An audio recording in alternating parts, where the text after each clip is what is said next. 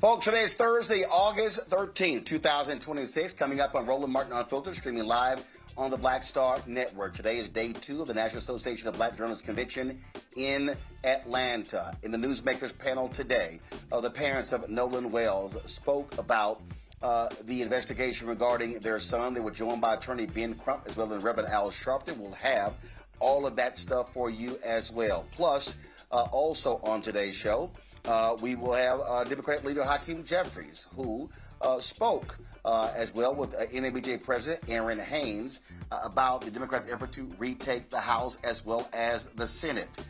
In Nevada, Attorney General Aaron Ford could become that state's first black governor. He will join us to talk about his campaign. A white man threatens to kill black people in a mass shooting and walks away free of no charges. We'll explain. Plus, a candidate running for district attorney in Tarrant County is facing a racist white DA. We'll talk to this sister as she tries to topple this DA. It's time to bring the funk on Roland Martin Unfiltered on the Black Star Network. Let's go. Whatever the miss, he's on it.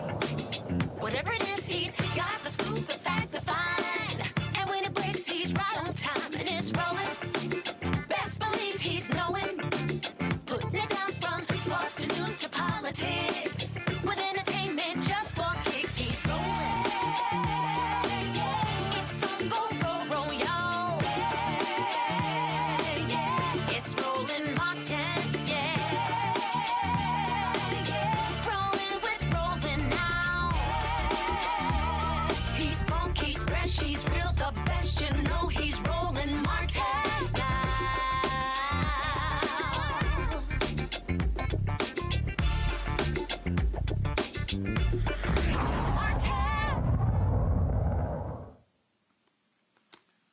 Folks, today in Atlanta, the National Association of Black Journalists Convention, Democratic House Leader Hakeem Jeffries sat down with NABJ President Aaron Haynes to talk about the Democrats' plan to retake the House and the Senate in the midterm elections. He talked about a variety of issues. Here's some of what he had to say.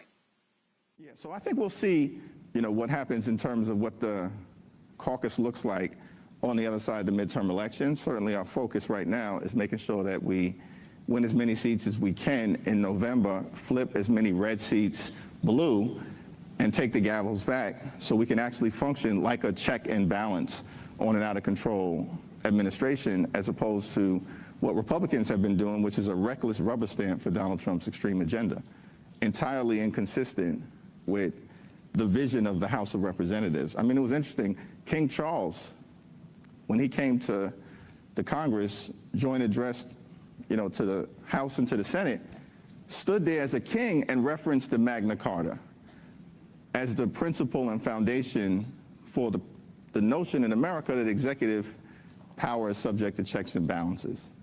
And of course, when he said that, everybody on the House side, the Democratic side of the House, stood up and gave him a rousing ovation. But then I looked over to the other side of the aisle, the Republican side, and they stood up and gave him a standing ovation. And I was very confused, y'all. Because King Charles was talking about them and their failure to actually bring to life this principle. So we're going to do that. That'll connect all House Democrats, whether those are New Dems, progressives, or Blue Dogs. But I think most importantly, everybody is focused on the notion that life is too expensive in the United States of America. There's far too many people. Certainly this is the case in our community, in the black community, who are working hard, they're playing by the rules, but they can't thrive and they can barely survive. And that's got to change. And so we have to make life more affordable, more comfortable for the American people, and that's what unites every part of the House Democratic Caucus. I think that we have to end Citizens United. And one of the things, there's been a series of Supreme Court decisions that have eroded democracy in America. Ending Citizens United was perhaps the first. That came in 2010. Then in 2013, you had the Supreme Court in the Shelby County case decimate Section 5, that was the initial attack on the Voting Rights Act, decimate Section 5 of the Voting Rights Act. Then a few years after that, you had the Supreme Court declare that partisan gerrymandering is all, fair in the political sphere, and that there's nothing to prohibit it in the Constitution. And then you had, I think, the final devastating two decisions, most recently by the Supreme Court, which is one, of course, completely gutting the Voting Rights Act of 1965 in the most recent Calais decision, and then the decision that I think has unleashed this unprecedented corruption on the country is in the Trump v. United States case, where they gave the president basically complete immunity as if he was a king. So you have a series of systematic decisions going over the last 15 plus years that have really decimated sort of our democratic fabric, and we've got to unravel all of it. But Citizens United, I think, was the first, and we support full repeal of Citizens United. You can only bring that about in two different ways, either a constitutional amendment or a change in the Supreme Court. I think we're open to aggressively pursuing both. I think we have to try, anchored in the premise that Donald Trump has broken every single promise that he's made to the American people of consequence. He promised to lower costs on day one. Costs haven't gone down, costs have gone up. As a direct result of Trump policies, including his tariffs that have increased costs on everyday Americans, people in our community and beyond, by thousands of dollars per year. He promised that immigration enforcement was going to target the worst of the worst. But immigration enforcement has basically unleashed ICE brutality on American citizens like Alex Freddie and Renee Nicole Good, in those instances killing them in cold blood. And certainly ICE brutality violently targeting law-abiding immigrants all across the country. I was just with several in New Jersey connected to Delaney Hall earlier in this week. He broke that promise. He promised to release the Epstein files, broke that promise. We forced a vote on the issue. About half the files have been released, the other half still being subjected to a cover-up by the Department of Justice. Donald Trump promised, right, to love and cherish Medicaid, then enacted the largest cut to Medicaid in American history, costing about 14 million Americans their health care and devastating hospitals, nursing homes, and community-based health clinics in our communities and in rural America, the heartland of America, and all across America. And then lastly, of course, this guy promised that he was in office not to start endless wars in the Middle East, but to stop them. And then turned around and got us involved in the reckless war of choice in Iran. So he's broken every promise that he's made. Now, down the stretch, we've made clear to the American people, we're fighting for an affordable America. And we've said that looks like three different things: on costs, on care, and then on corruption. On costs, we got to lower the cost of groceries, of gasoline, of housing, because life is far too expensive. On health care, we've said, look, this is the wealthiest country in the history of the world. We've got to make health care affordable for every single American, and that's our commitment. Reverse the damage that's been done and then build something better. And then on corruption, our view has been, I don't know that we'll get partnership on corruption, but we'll try to seek some common sense Republicans, the few that are left in Washington, to work with us on costs and on health care. But on corruption, we've said, if you've got people in office who are focused primarily in enriching themselves, their family, their friends, and their donors, then they're not focused on making life more affordable for the American people. And so from beginning on day one, we're going to hold the crooks accountable. These are the explicit promises that we're making to the American people, and we have a responsibility to try to bring that about. And if we're in a divided government scenario, we can do the accountability stuff in the majority on our own, holding gavels and subpoena power. But in terms of actually moving legislation that makes life better for the American people, we'll need a handful of Republicans to join us. Now, we've forced Republicans to join us in the House on a variety of different issues, including extending the Affordable Care Act tax credits for 3 years on our terms, forced that vote, and then won that vote in January. I think in the majority, we'll have the ability to do more. Folks, at the end of the show, at the tail end of the show, we'll play you the full remarks by Congressman Hakeem Jeffries. I want to go to my panel now. Dr. Greg Card, Department of Afro-American Studies at Howard University. Joining us from D.C., Reese Colbert, host of the Reese Colbert Show, Sirius XM Radio from D.C. as well. Dr. Larry J. Walker, university professor and former senior congressional staffer, joining us from Orlando. Glad to have all three of y'all here. Reese, I'm going to start with you. There's been a lot of talk on the Democratic side about the job that Leader Hakeem Jeffries is doing. You've already got people talking about, well, he shouldn't be Speaker of the House. Democrats ain't won nothing yet. My whole deal is, why don't y'all shut up and focus on winning? Okay? The election is November 3rd. You got all that time. If the Democrats get 218 seats or more, you got time between November 4th and the beginning of the next session in January to figure out and have that fight. If I'm Democrats, if I'm progressives, if I'm liberals, if I'm DSA, shut the hell up and focus on getting to 218. Well, let's start with the fact that it doesn't actually get attention and clicks to attack Republicans. I did a little experiment on Threads on Saturday, and I said, okay, if you haven't been called all these different names that they have for the bad Democrats, usually the bad blacks is how I refer to us.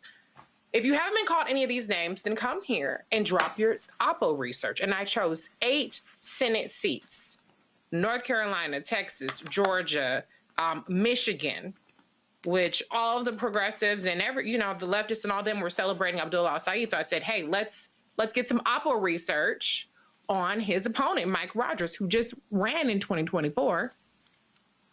And out of all of the 8 Republicans that I put forward, I got zero takers on Oppo research. Now, if I had said Jasmine Crockett likes purple, it would have been APAC. It would have been all kinds of insults. It would have been a litany of every laundry list that anytime that she's ever had taken a breath wrong that people didn't like. But when I solicited things about Republicans, I got nothing.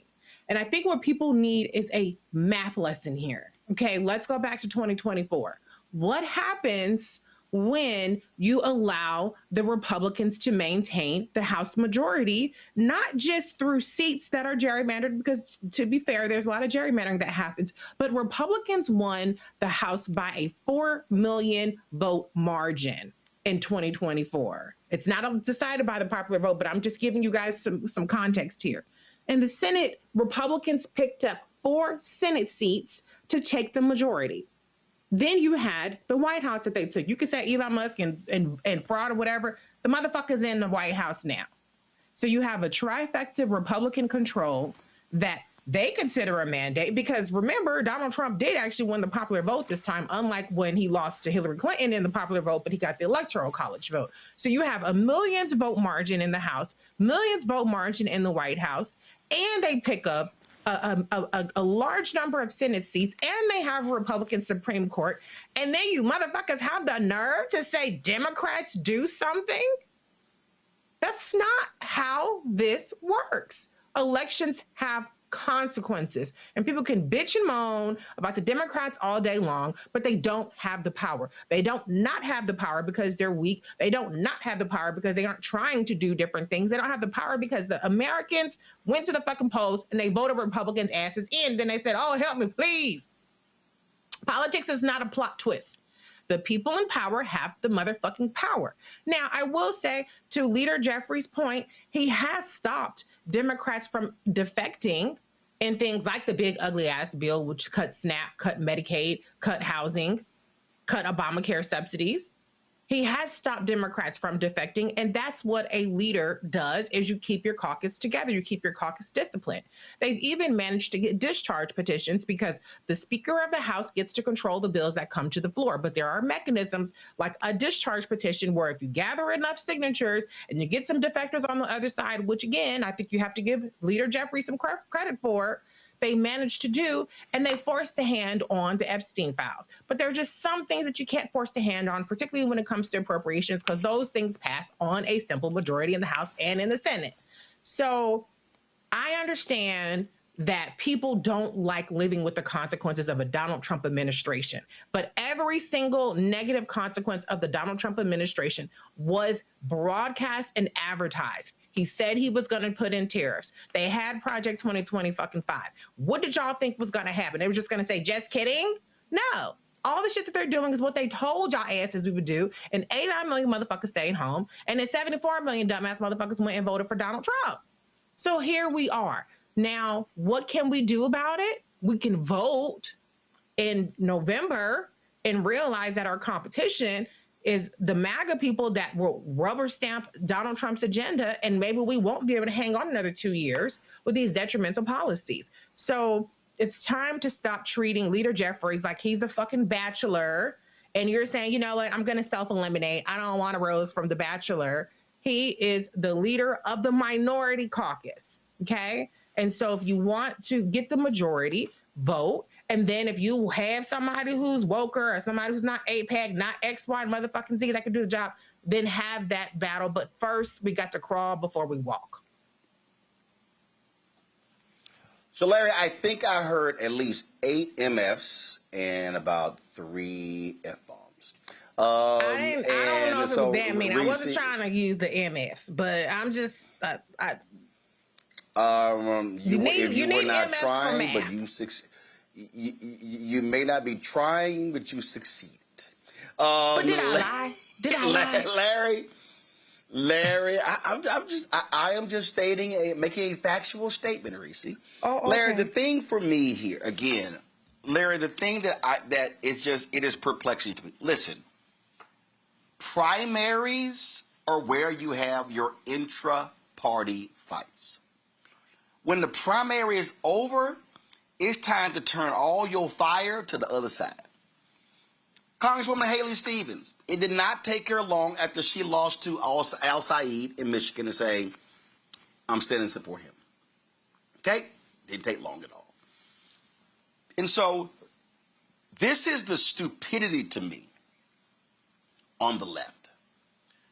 This is the stupidity to where certain elements on the left can't handle when their candidate loses.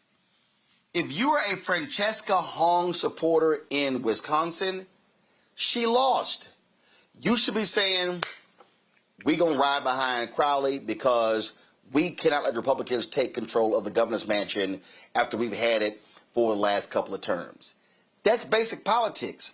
And it's no different. It's no different. No matter, I'm just going to let you answer that because the one I'm about to give Greg is going to straight up blow y'all away.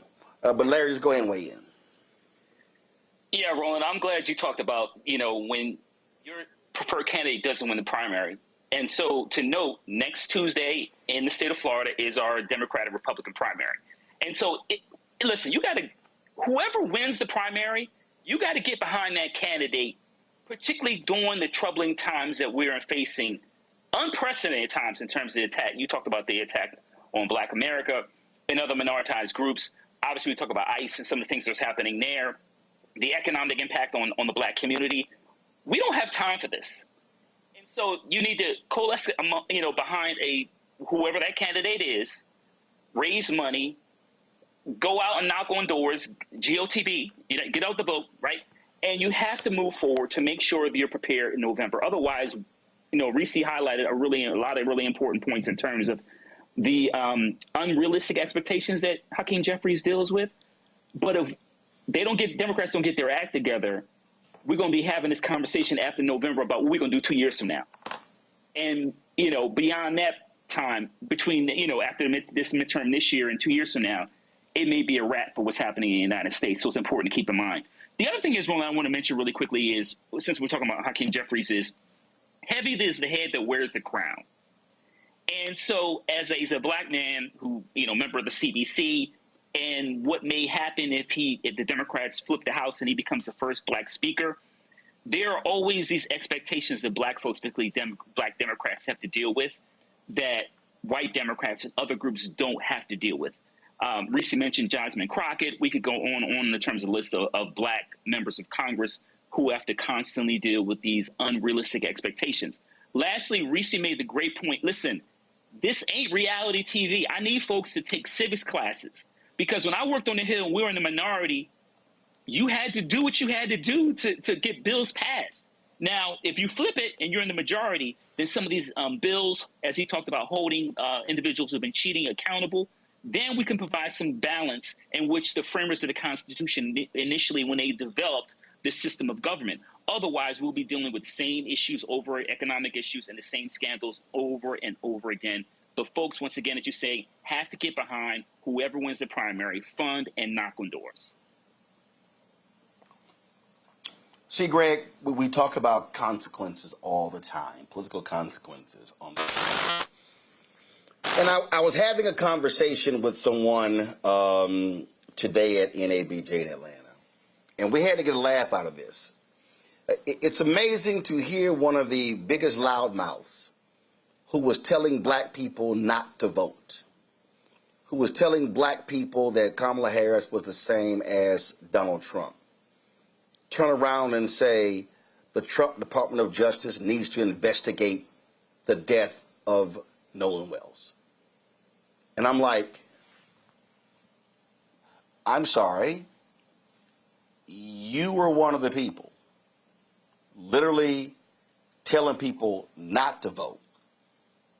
And it is undeniable that a Kamala Harris Department of Justice, a President Kamala Harris Department of Justice, would be far more aggressive in prosecuting civil rights cases than there would be a Donald Trump Department of Justice.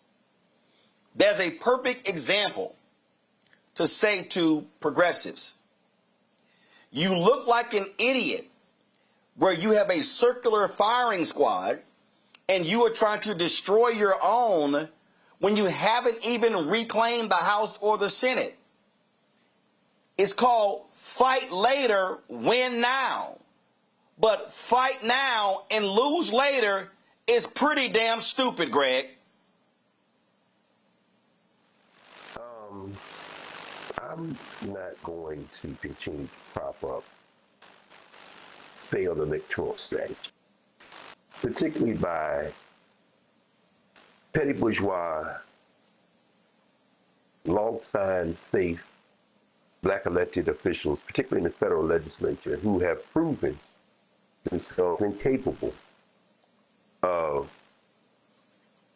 extending the tradition that they have inherited and have for too long, it seems to me, run on a racial that is more about demographics and skin color than it is on policy making. In the state of Maryland, I voted undecided in the primaries prior to the 2024 election, fully knowing that whoever the Democratic Party candidate was, I was going to support them. I think what we see right now, and when we look at Michigan and when we look at Wisconsin, we see, I think, two situations which give us a good lens to think about the pragmatic politics. In Michigan, of course, Dr. El Sayed prevailed, and everybody came together. Representative Stevens, hey, I'm supporting him, we got to move together. And then in Wisconsin, where we saw Brother Crowley win, we saw Hong come in at the Unity Breakfast this week. Did not speak. Crowley spoke, says we're coming together. She endorsed us, says I'm going to work out there and campaign, and said the campaign's not, and this is what Hong said in a release statement, the campaign's not about getting one person in office, it's about building a movement for permanent affordability and a government that puts working people first. I will not feed a narrative that I think is completely overblown, that presumes people are stupid enough to sit out elections rather than get behind in a two-party system the candidate that pushes their interests most.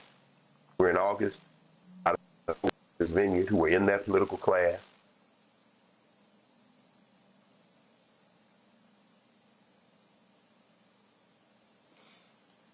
Folks, Greg is still traveling overseas, so we're having some issues with his video feed and audio, so we're going to get that worked out. I just want people to understand. You have to win. You can't change public policy if you lose. If you're in the minority in the House or the minority in the Senate, you ain't got no power. Oh, you can hold news conferences. You can try to block appointments, but you have very limited power to govern.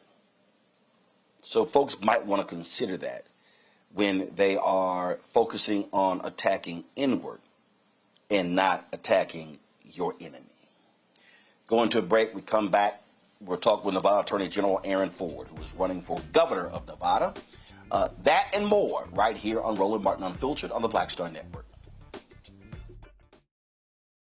All right, folks, let me get personal for a second. My mom had questions about her Medicare, so she called Chapter, a Medicare advisory company, and she texted me right after saying it's a great benefit. It was easy. A real person walked her through the whole thing, and now she understands better what's going on. But it's not just her. A woman in Yonkers wrote in saying the process was so simple, the enrollment was easy, and she was so glad she called. Then there's Marilyn, 90 years old, in Florida, living on Social Security. Her premium climbed every single year north of $400 a month for coverage she could barely afford anymore. So what does she do? She called Chapter. They found her the same top-tier coverage for hundreds of dollars less. 90 years old, and finally somebody in her corner. I hear stories like that again and again from our community. The Medicare system was not built to work for you. Too much fine print, too many plans. Yet Chapter's advisors are independent and honest, the only Medicare advisors that compare every plan nationwide. They're focused on one thing, what actually works for you. If you're already in the right plan, they'll tell you. No games, and people who switched with Chapter saved an average of $1,100 a year. All it takes is 20 minutes.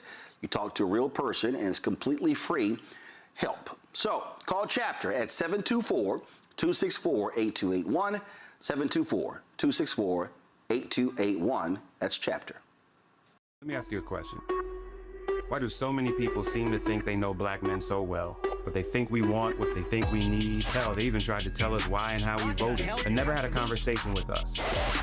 Never asked us how we felt, what brings us joy, what makes us angry, what makes us scared. How do we live? That's what this show is about. No translation, because we don't need anybody speaking for us. We can speak for ourselves. This will be a show where we bring brothers on that you don't see on every other talk show. Nope. Brothers that are doing work in local communities with black men for black communities. We're going to hear each other and try to understand so perhaps we can move forward together. No translation, because we don't need anybody speaking for us. Nope. What we need is each other. No translation, right here on the Black Star Network. Check it out.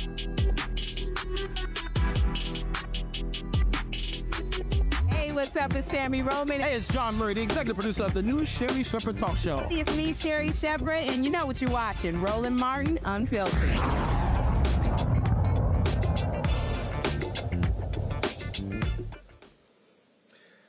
In the history of the United States, there have only been 3 African Americans elected governors of states. This year, we could actually see 4 in November. Right now, Governor Wes Moore is the incumbent in Maryland. He's running for re-election. Keisha Lance Bottoms, the Democratic nominee for governor in Georgia. You also have David Crowley, the Democratic candidate in Wisconsin. Actually, you could have 5. You've got Republican MAGA Congressman Byron Donalds running for governor in Florida. In Nevada, Aaron Ford, the Nevada Attorney General, is running for governor against the incumbent Republican MAGA Joe Lombardo. So joining us right now is Attorney General Aaron Ford. Glad to have you here on the show. Let me say it again. Matter of fact, I was downstairs before I came here. I had a panel at the National Association of Black Journalists, and there was a brother who was a Kappa, and I said, I asked him, had he made a donation to Aaron Ford's campaign. I said, you need to go ahead and support your Kappa brother. And he said, you actually had something nice to say. I said, only because he was a Texas A&M Aggie. I said, I ain't going to give it to him too much. But glad to... Oh, man. Roland, Aaron, man, glad to have you. Nope. Nope, ain't gonna happen. Ain't gonna happen. Let's get into it. You're running against the incumbent governor. He was standing beside Donald Trump a week ago, touting how great billionaires are. You're in a state that your economy has been decimated. Las Vegas has been decimated by Donald Trump's attitude towards Canadians and foreigners. Is that the main focus you're making this campaign on how awful the Nevada economy has been by having your MAGA governor stand shoulder to shoulder with Donald Trump? Well, first off, Roland, always great to see you. I've known you since Texas A&M days. You're a guy I've looked up to, even though you made the wrong decision on frats.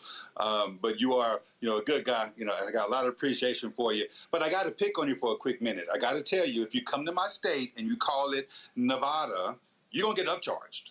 Okay? They're going to upcharge you, and don't call your friend Aaron Ford. You know my name ain't Aaron. It's Aaron Ford, thinking you're going to get me to prosecute. So what are y'all, Nevada? That's right, Nevada. Okay, so let me tell you, you Aaron or you Aaron? I feel like that skit from Key and Peele. I knew you were gonna do that. No, it's Aaron Ford from Nevada, and grateful for you, man. But look, to your question, to the serious point of the question, you use the word decimated. That is the word. The fact is, Joe Lombardo and Donald Trump have decimated our economy. It's called the Lombardo-Trump economy for a reason. Donald Trump wanted to institute some tariffs, and Joe Lombardo said we should maybe feel a little pain from them. Those tariffs have, in fact, caused high unemployment. They've caused businesses to close. They've wreaked havoc all throughout the entirety of our state. And so when President Trump comes out here and he talks about the no tax on tips pledge and the law that he passed, it doesn't really matter about tips if you're not. It doesn't really matter about your taxes if you're not getting tips in the first place.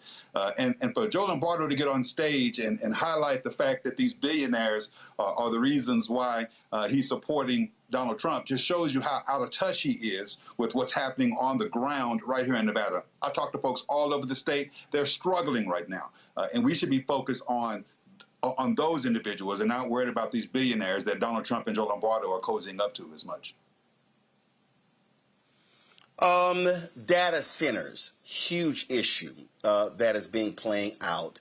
How is that, again, a part of this campaign there in Nevada? Yeah.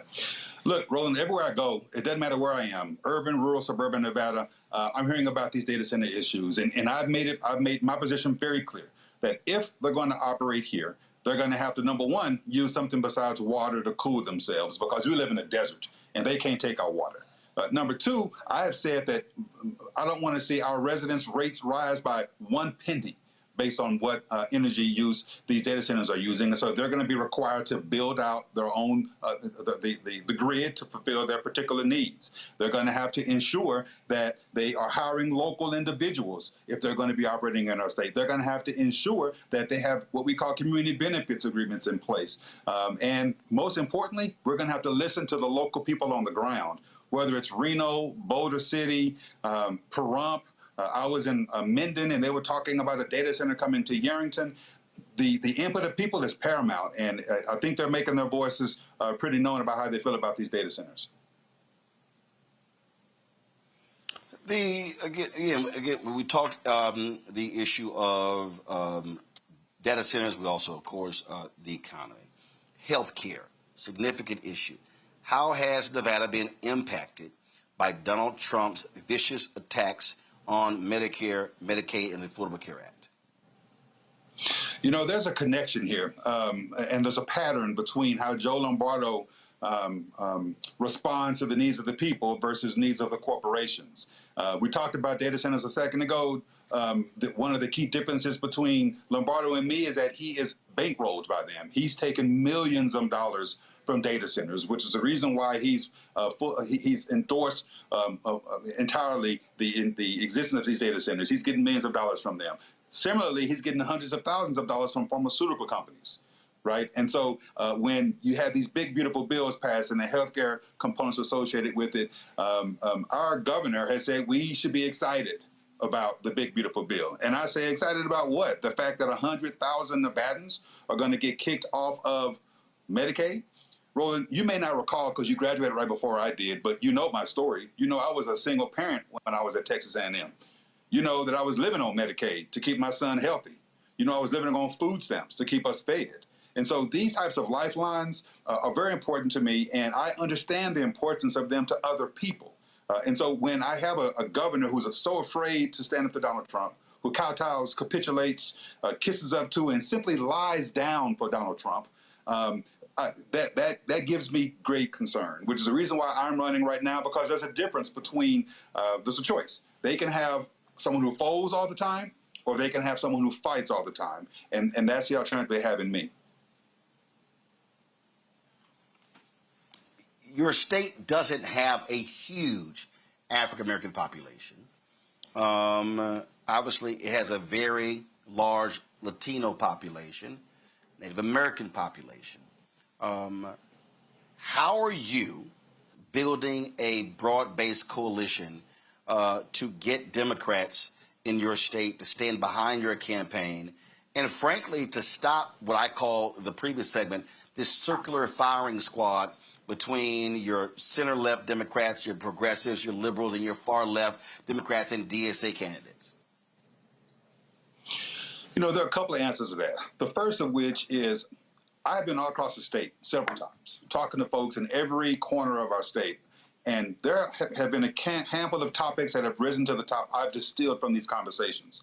It doesn't matter the demographic. I could have been in urban, rural, or suburban Nevada. I could be talking to a black, white, Latino, Asian, or white person. It doesn't matter who I'm talking to. These demographics across the board, these topics have risen to the top. It could be a man or a woman. It could be a Democrat, Republican, or independent. And here's what they tell me. They just want a good job, to buy a house in a safe neighborhood where the schools are preparing their kids for careers or college, and where the healthcare system is available and affordable to them, and among all of that, to be treated with humanity, dignity, and respect.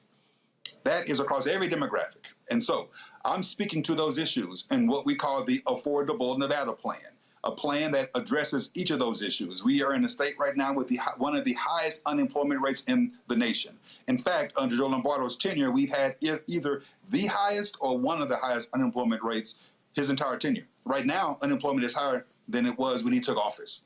That's his fault, right? Housing costs are skyrocketing, healthcare is skyrocketing, energy costs are skyrocketing, and that's across demographics. And so we are able to keep this coalition together because we're talking about things that matter to them.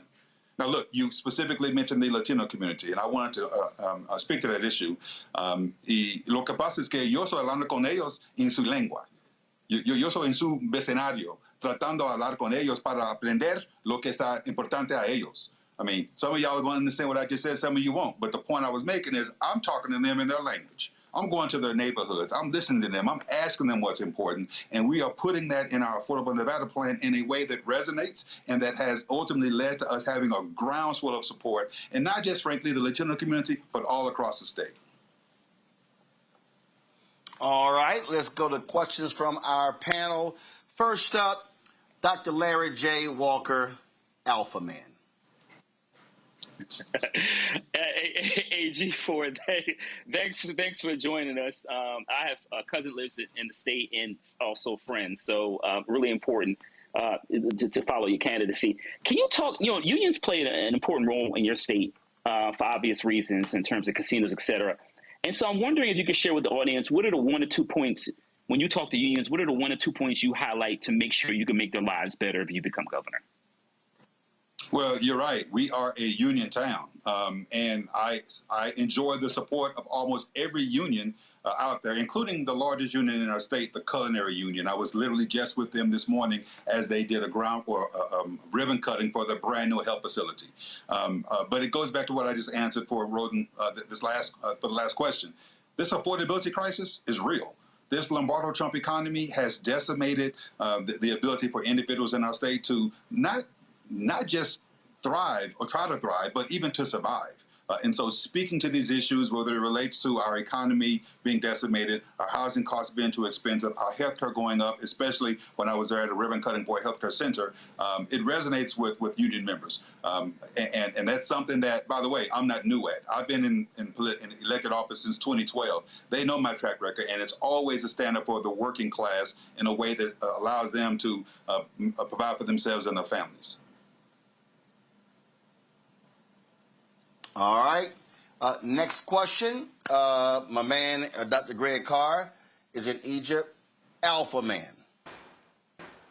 I'm surrounded. Thank you, Roland. You are surrounded, General Ford, but that's okay though. We're all on the same team generally.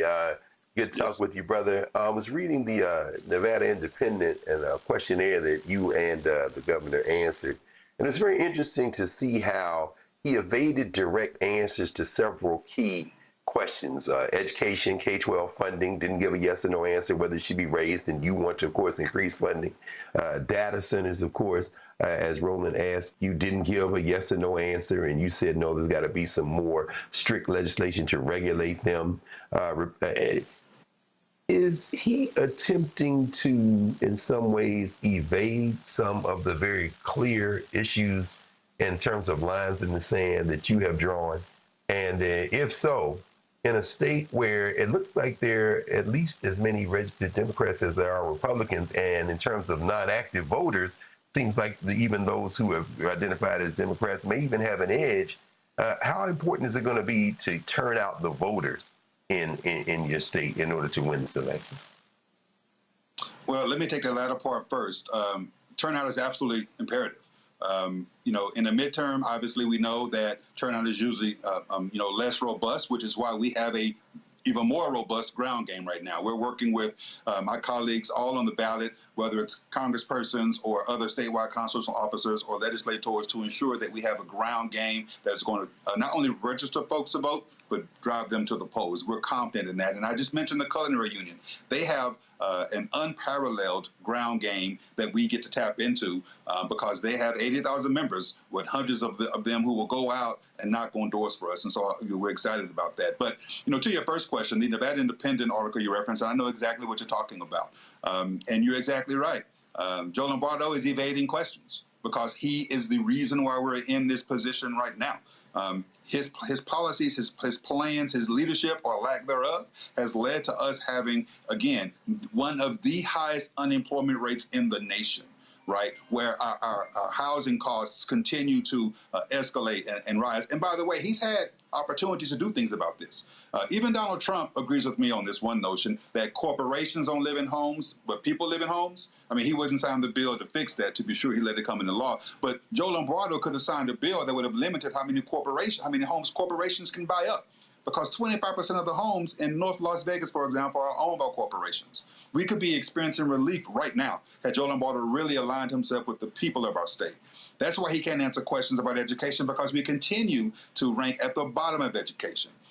Look, he wouldn't even agree to feed our children. He vetoed a bill that would have guaranteed school meals for children. Roland knows I was a single parent. He doesn't know that I used to eat stale candy bars for dinner. Score bars are my favorite. I used to sneak those stale candy bars and eat them for lunch. I was that kid in the classroom whose stomach was growling and couldn't pay attention in class. And Lombardo said it would have been a waste of money on a kid like me. And then he went out and spent $25 million on office furniture. You see, when I'm governor, we're going to feed our kids, and we're going to ensure that our education system continues to improve. That's the reason why Lombardo is being evasive. That's why he is trying to distract from his record. That's why he lies so much. And at the end of the day, this is going to be a referendum on him, and Accountability Day is November 3rd. Reese Colbert, what's your question? This is ladies last today, not ladies first. But you can come on my show, General Ford, and it'll be ladies first. No, Alpha's first.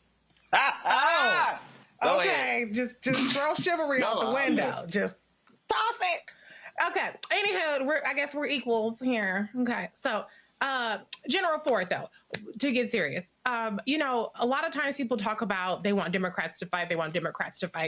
And I think that attorneys general have been some unsung heroes in terms of the lawsuits and the wins that you all have been able to rack up against Donald Trump. Can you talk a little bit about how you have resisted and how you have delivered for the people of your state through your lawsuits and how you protected them through your lawsuits of Trump, and then how that executive experience being the head of the DOJ in your state translates to you being governor?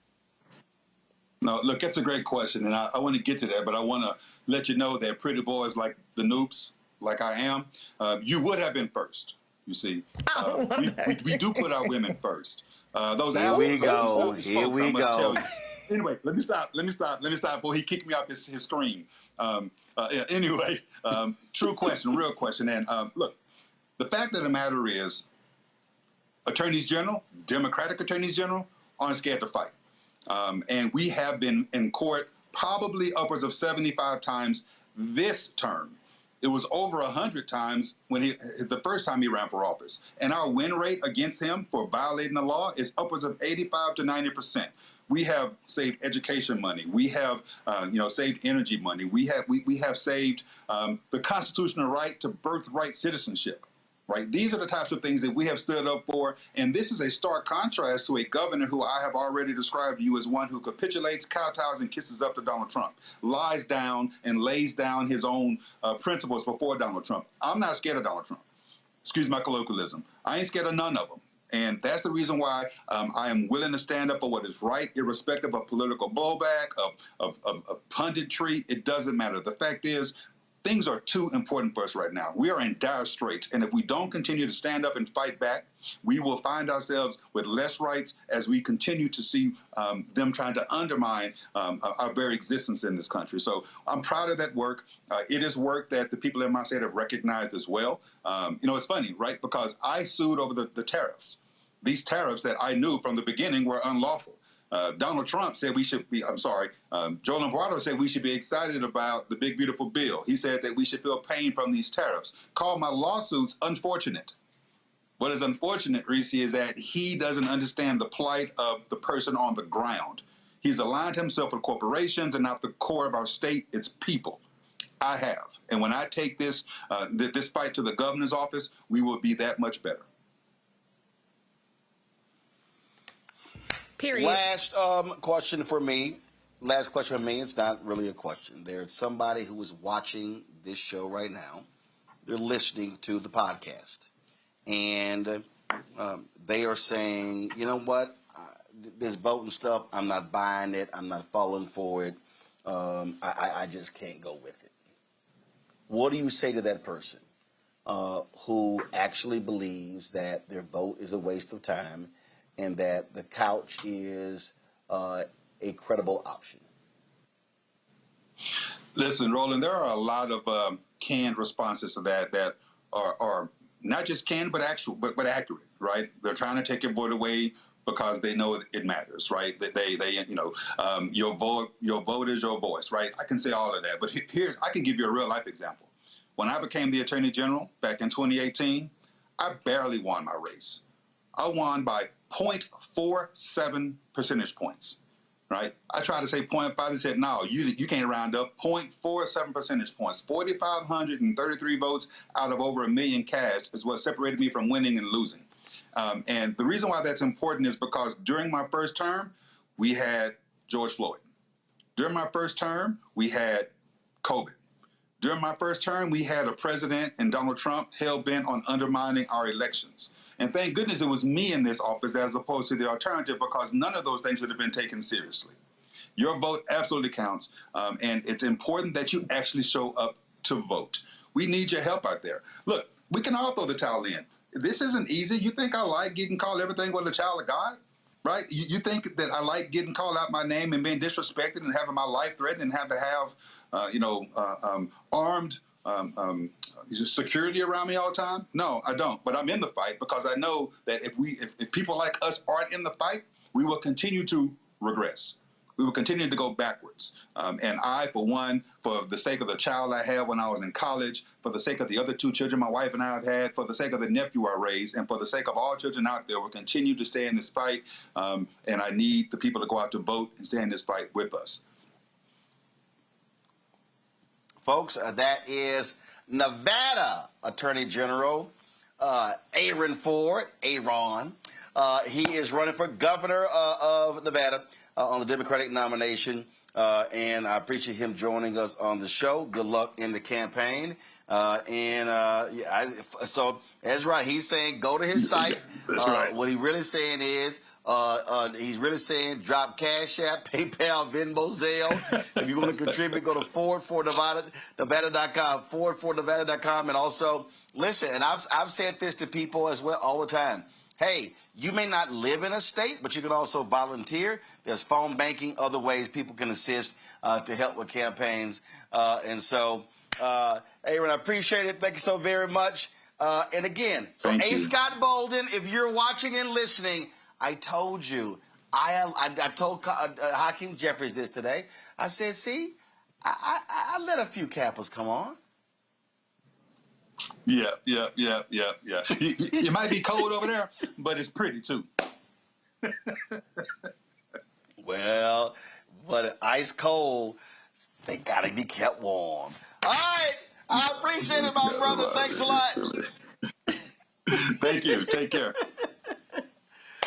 Can't always be serious, y'all. Appreciate that. The point that we made, and I'm gonna go to you first on this one, Greg. Again, I keep telling these people, I said it earlier, you got the folks out there who were yelling and screaming about don't vote, your vote don't matter, but now you want the DOJ to intercede in the Nolan Wells case. And I'm like, you can't sit here and say you want something from government, but then you're saying don't participate in the same thing. Your vote creates the avenue for that to happen. Greg, we keep saying the parties are delivery systems. It's not about identifying. I've never identified as a Republican or a Democrat. I don't even identify as an independent. I say I'm a voter, a black voter. But people need to understand there is a clear, undeniable difference between when Republicans are in charge and Democrats are in charge. I just don't play that they're all the same. Some, yeah. But bottom line, I don't play that game. There's a difference. No, and you know, I can say this as somebody who voted undecided in the 2024 primaries before fully supporting the vice president in the general election because I'm not stupid. I think you see a contrast in the primary for Senate in Michigan with El Sayed winning, and the governor's race in Wisconsin. I think you see a contrast there, and you see in both cases, Haley Stevens, who I think was a terrible candidate, which probably contributed to Sayed winning, endorsed him and said we got to work together. And then in Wisconsin, you saw the unity breakfast this week with Francesca Hong having put out on social media a full-throated endorsement, of course, of Brother Crowley, him saying that we're going to unite together because it's not about the name on the back, it's about the policies and about defeating what is clear and present danger to all of us. I think, you know, we have to remind ourselves that politics is local, even though it has national and, in this case, international implications in terms of this election. And we just have to be smart. The largest block of voters that can decide this election are the ones who have not voted, the ones who need to be organized. And I think that this contrived narrative of the DSA, you know, I mean, listen, no, don't do that, y'all. I mean, don't fall for the banana in the tailpipe at this point. You know, listening to Representative Jeffries, I think he has been very clear and consistent in a very kind of politically tuned message to kind of stay out of things. I think the thumbs need to stay off the scale in every area. I think Jim Clyburn, God bless him, made a lot of work and done a lot of great things over the years. I think he needs to stay out of local elections. And by local, I mean Senate elections, congressional elections. Don't do that, bro. Just don't do it, Elder. Stay out of it. Because I think finally that black politicians at the national level who have been elected to the federal legislature in particular have really over the last several decades squandered the momentum of the Vote Act fueled first two generations of black elected officials and have increasingly kind of conflated demographic with policy. And unfortunately, that has not satisfied voters who have become disaffected and have become very vulnerable to propaganda campaigns by those who hate all of us and who are trying to hoover up all this wealth, hoover up all this money, and shovel it into the pockets of billionaires. The Nevada election can be won by those who have not been reached out to.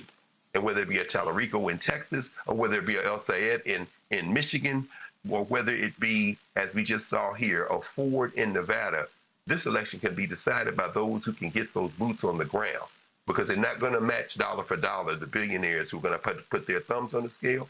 And I think we can set aside these things to defeat this common enemy in the short term if we can simply continue to focus on that granular door-to-door politics. And then once we get past that, sure, then we can have the conversations. But don't lose sight of the fact that you can't have any conversations if you don't have. Well, I constantly say, Reese, ground game. Listen, you can spend, I mean, what David Crowley just did, he was in the race, he dropped out, he got back in, he missed 10 days of early voting. He completely outspent Hong on television. But frankly, he had no choice. But what I keep saying is that, listen, there's going to be massive saturation in September and October before November 3rd. And if Democrats want to win, they're going to need a ground game. And they're going to have to invest in black people. And it's going to have to be a massive investment. And people are seeing in Wisconsin, in Michigan, in many of these places, hey, where you got lots of black people, you got to turn them out. North Carolina, Georgia, Ohio, Texas, Mississippi. Those are going to be critical places where you need a massive black turnout, and folk better be paying attention today and not waiting for the second week in October. Absolutely. I mean, credibility is cumulative with our communities, and it doesn't take a whole lot of time, but you can't just swoop in at the last minute. And that's why I am happy to see some of the candidates that didn't necessarily focus as much on black voters during their primaries have pivoted, and they are putting in more work, going to black outlets, going on Urban View Mornings with you, Dr. Carr, or coming on Roland Show and other shows. So I think that it's important to build that with consistent engagement, but also engagement needs dollars. It is crazy how black folks, black organizers, black organizations are always expected to do things for the culture, do things for the people. And white consultants break up millions and millions and millions and millions of dollars directing where the funds go, and usually it's not towards us. So there should be a massive galvanization of funds going to the boots on the ground. And we did just see where there's, controversy this week about there not being a big investment going into Mississippi. Now, granted, you got two black guys on the doggone general election ballot. You got somebody who's independent and Democratic. So that probably eliminates the chance of that state turning red, turning blue in terms of that Senate seat, but there's still a gubernatorial election and other things that are happening there.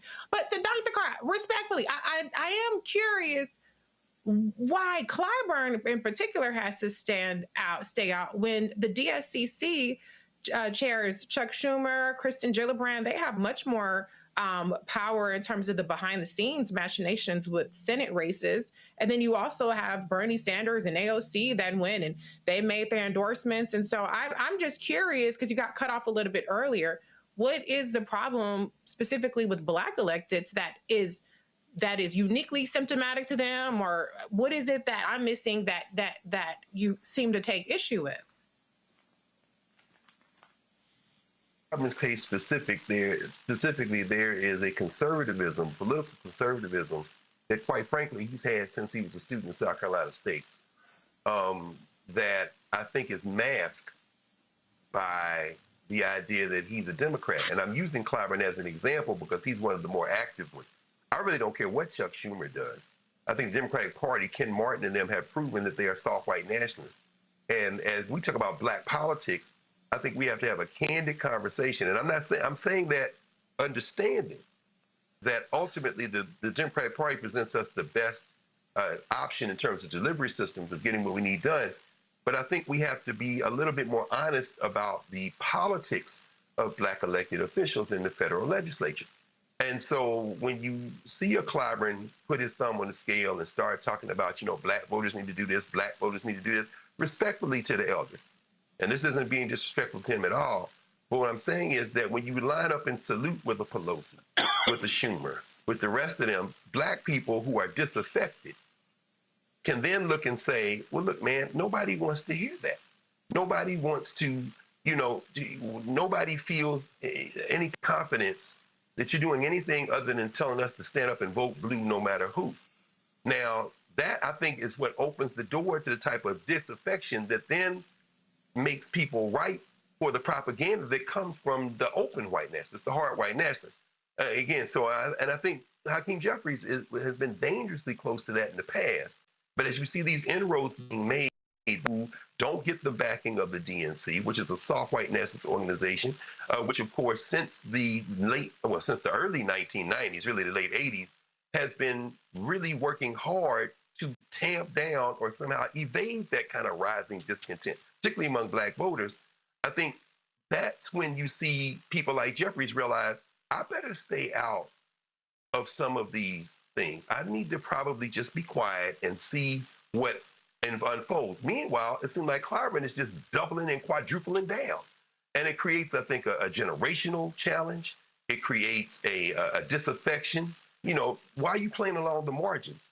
Why are you doing it? And then we'll turn around and say, we've inherited the conscience of the Congress. We've inherited the Reconstruction history. No, you haven't.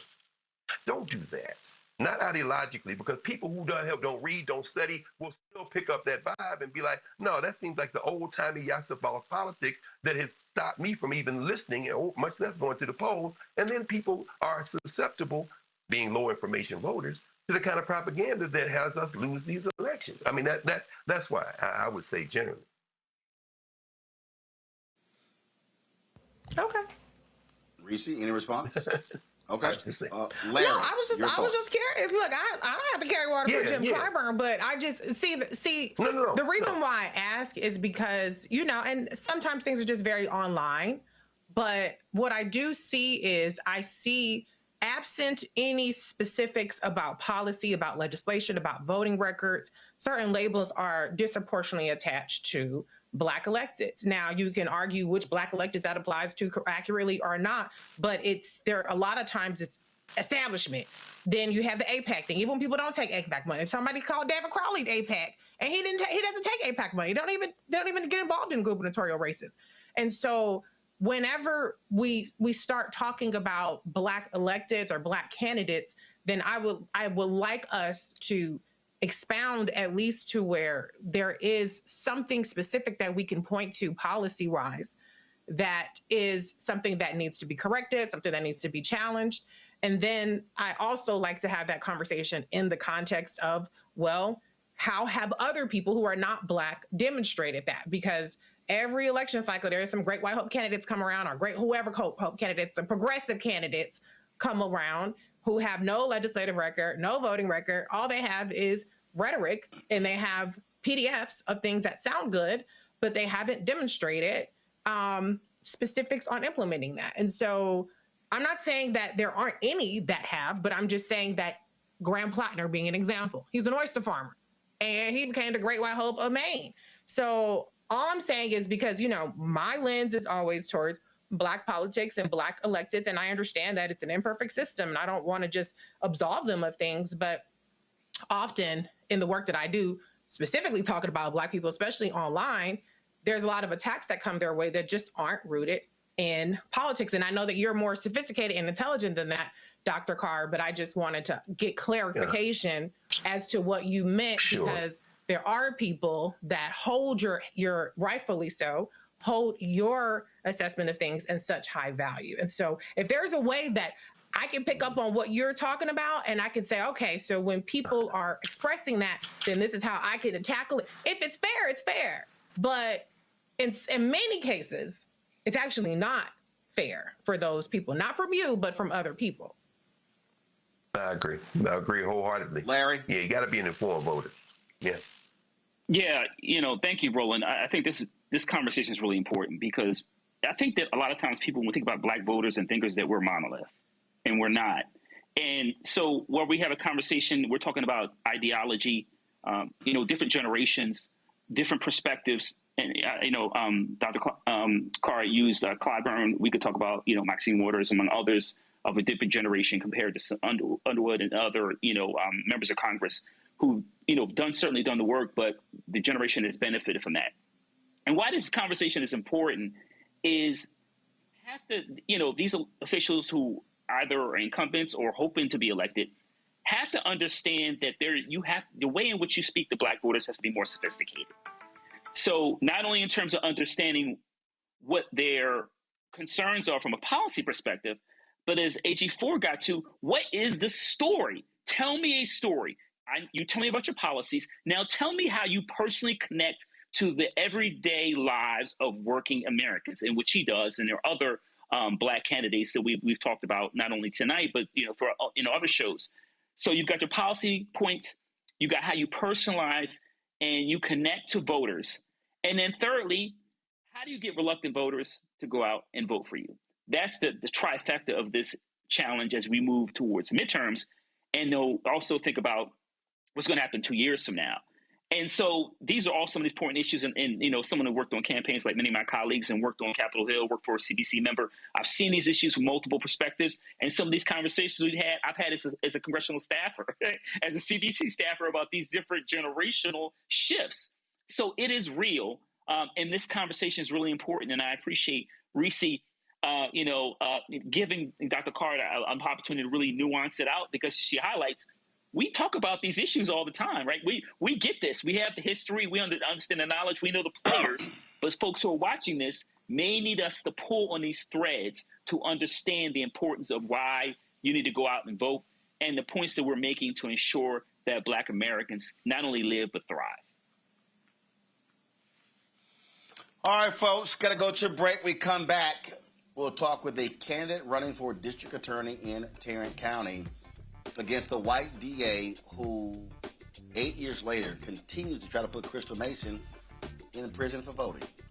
You're watching Roland Martin Unfiltered on the Black Star Network. Support the work that we do. Join our Bring the Funk fan club. Our goal is to get 20,000 of our fans contributing on average $50 each a year. That's $4.19 a month, 13 cents a day. That is to, of course, deflect the significant costs to do this show and also the other shows on our network. So if you want to contribute via Cash App, use the Stripe QR code. You see it right here. This QR code for credit cards as well. Checks and money order, make it payable to Roland Martin Unfiltered. P.O. Box 57196, Washington, D.C. 20037-0196. PayPal's R Martin Unfiltered. Venmo RM Unfiltered. Zelle Roland at RolandSMartin.com. Roland at RolandMartinUnfiltered.com. All right, folks, let me get personal for a second. My mom had questions about her Medicare, so she called Chapter, a Medicare advisory company, and she texted me right after saying it's a great benefit. It was easy. A real person walked her through the whole thing, and now she understands better what's going on. But it's not just her. A woman in Yonkers wrote in saying the process was so simple, the enrollment was easy, and she was so glad she called. Then there's Marilyn, 90 years old, in Florida, living on Social Security. Her premium climbed every single year north of $400 a month for coverage she could barely afford anymore. So what does she do? She called Chapter. They found her the same top-tier coverage for hundreds of dollars less. 90 years old, and finally somebody in her corner.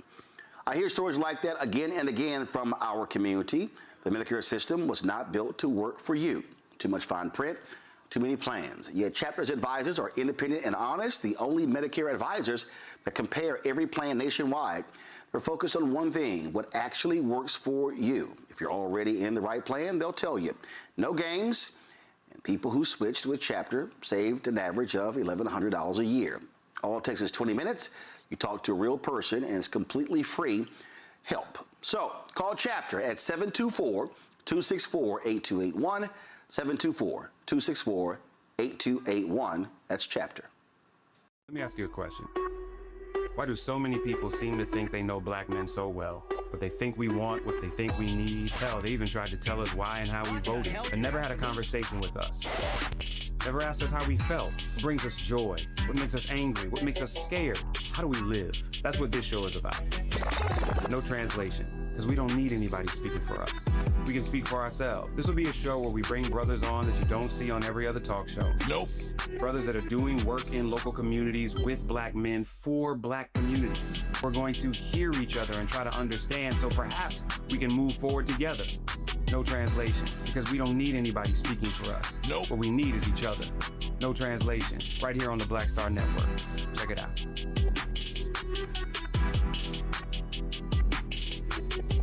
Hello, we're the Critter Fixers. I'm Dr. Bernard Hodges. And I'm Dr. Terrence Ferguson. And you're tuned in to Roland Martin Unfiltered.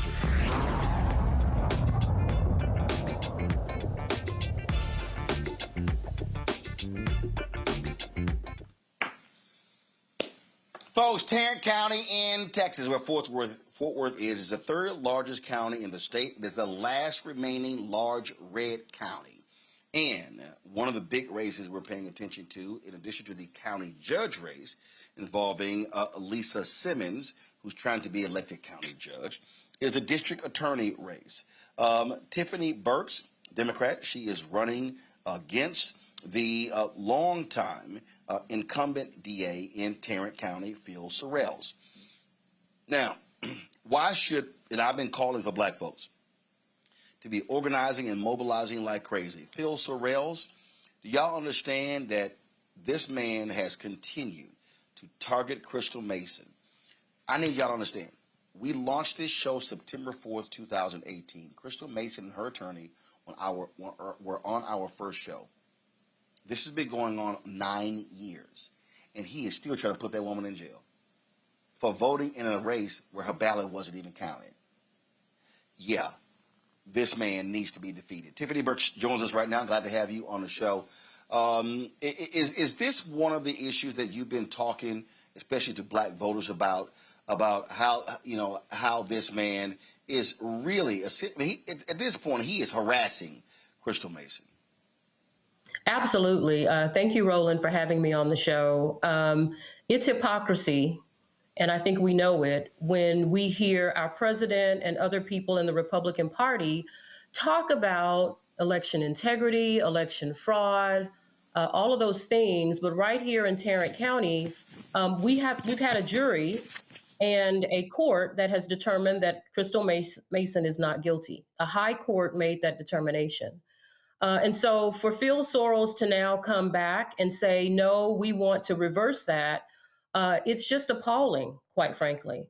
And I have gone on record to say that on day one, when I'm elected the new DA in Tarrant County, my first item of business is going to be to withdraw that appeal so that Crystal Mason can move on with her life. She doesn't have to deal with the stress of this situation anymore, and that she can move on. We are talking about a county, and I know you've talked to Commissioner Simmons. I speak with her on a daily basis. We're talking about a county where they are doing everything that they can to suppress the vote here in Tarrant County because they know what's coming.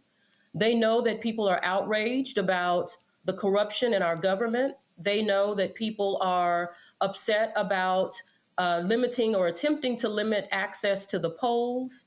They know that people are very upset about the redistricting that's gone on, not only in the state of Texas, but right here in Tarrant County. And so I've talked to a lot of voters. We block walk every Saturday, Roland, every Saturday. And we are going into neighborhoods and communities that people don't normally go to. And we're talking to them. And we are letting them know that this, as you've said, is a very important and critical race for Tarrant County. And who their DA is matters, who their county judge is matters, who their judges are matter. And we need to make some changes here in Tarrant County, and that's what we're fighting so hard to do. For a very long time, the people who ran for DA were always this tough in law and order. And then the people who understood criminal justice reform finally stopped focusing on politicians in Washington, D.C., and began to realize that, well, it's also about electing sensible people as district attorney. Listen, prosecuting heinous crimes is critically important, but just filling our jails up ceaselessly also doesn't make sense as well. Your thoughts on that and how you would govern when it comes to deciding what cases to pursue and what cases to adjudicate in a different way? You know, I am constantly on the campaign trail, and I tell people everywhere I go that we do not have to choose between justice and safety. We can have both. We can have a system, a criminal justice system in Tarrant County that is fair, that is transparent, but that also holds people accountable. I'll just tell you, district attorneys are the only the only attorneys in Texas that actually have a mandate, a duty under the Texas Code of Criminal Procedure that says we must seek justice, not simply convictions. And so the first thing I'll tell you that I will do is I will not make convictions the priority. You know, I have a lot of friends in the current administration, and when he came into office, he had a meeting with his lawyers and basically said, I need high numbers. I need you to put high numbers on the board. I need you to be trying cases that'll make me look good. And that is not our mandate. That is, quite frankly, unethical as a district attorney.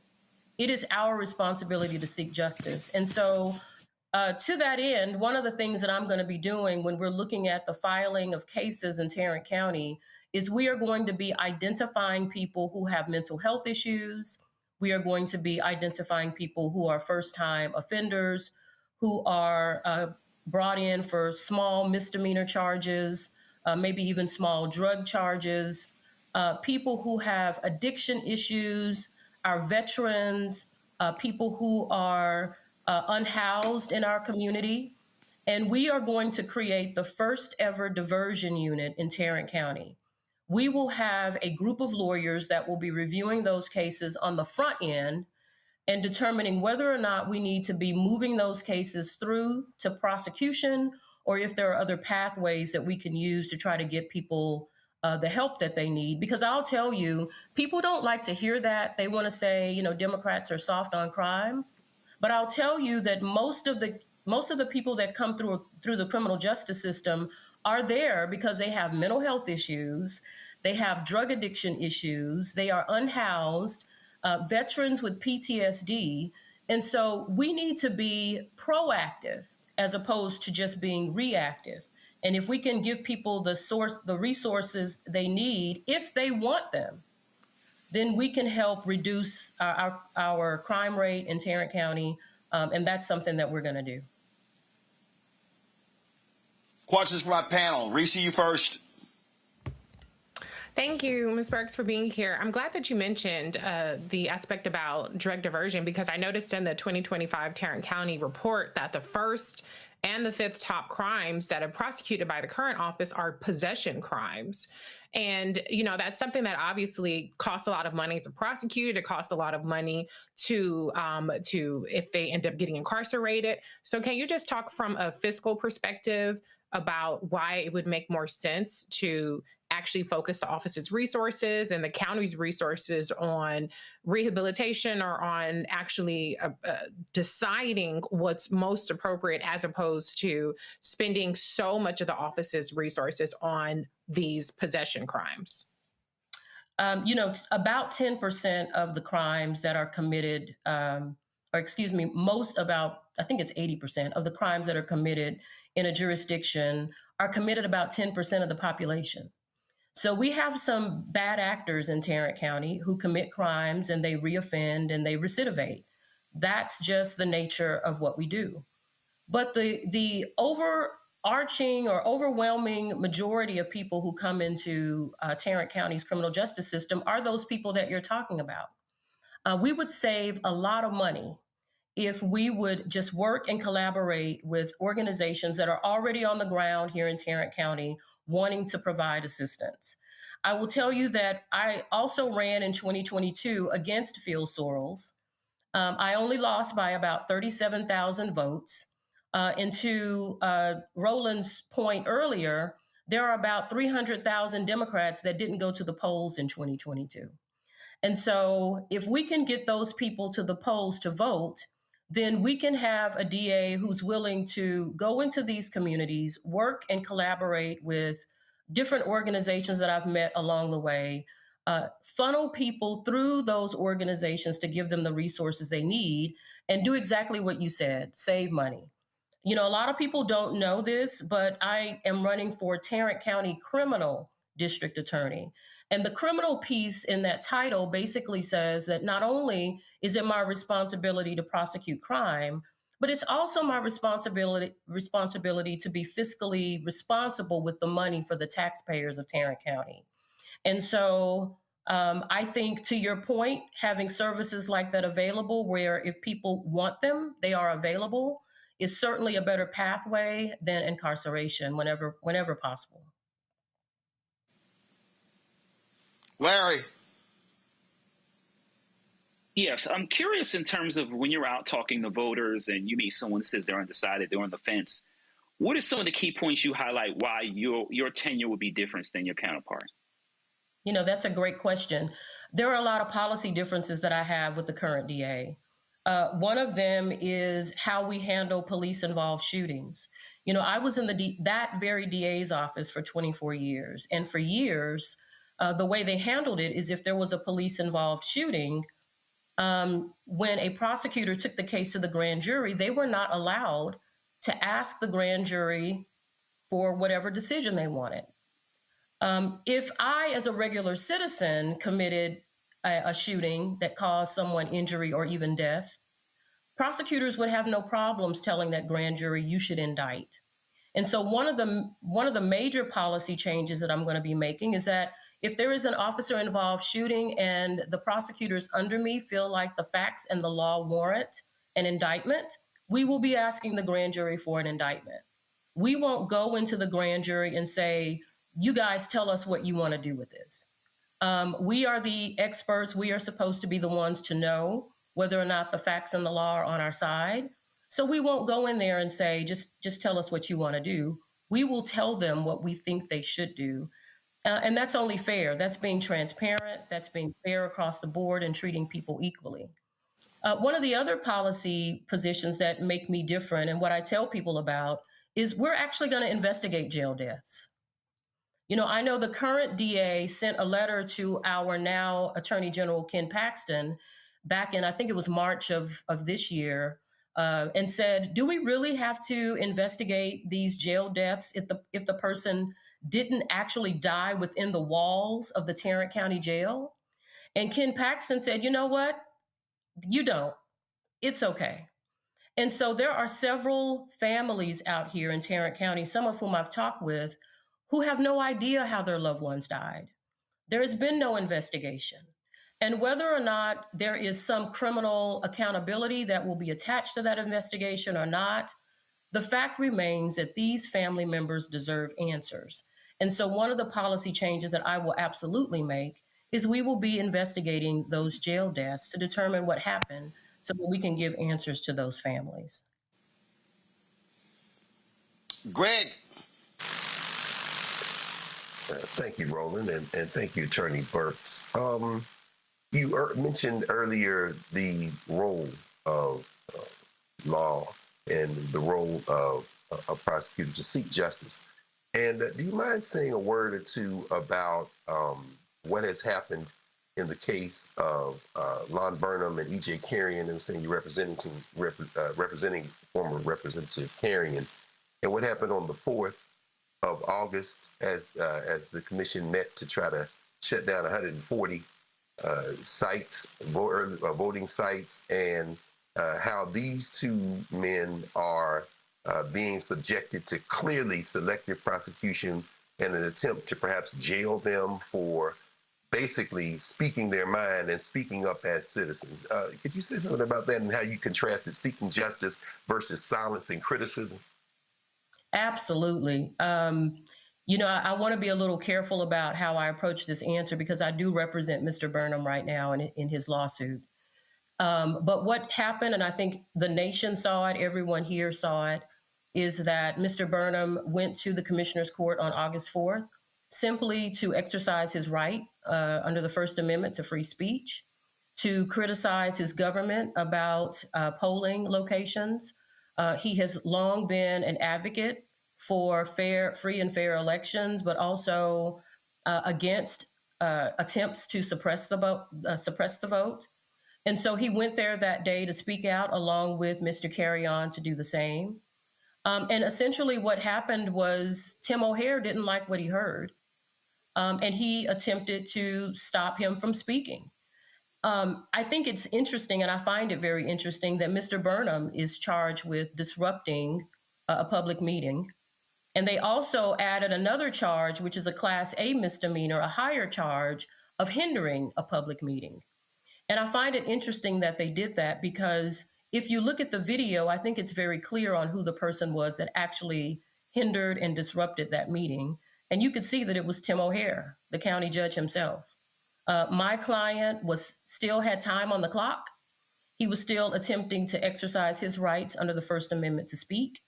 And the person that disrupted the ability of my client to speak has somehow gaslit the entire criminal justice system and turned it on its head to make it seem like it was my client that was actually disrupting that meeting. And so it is very alarming, to say the least, that our government, and specifically my opponent, who had the opportunity to look at that case file, to look at the law, because I clearly didn't read the law, and say, you know what, we don't have enough evidence here to proceed. I wrote a 3-page brief before the case was even filed, and I presented it to the DA's office. And I gave them the law and the facts and why this case does not meet the standard of beyond a reasonable doubt to prove that Mr. Lon is guilty of the offense he's charged with.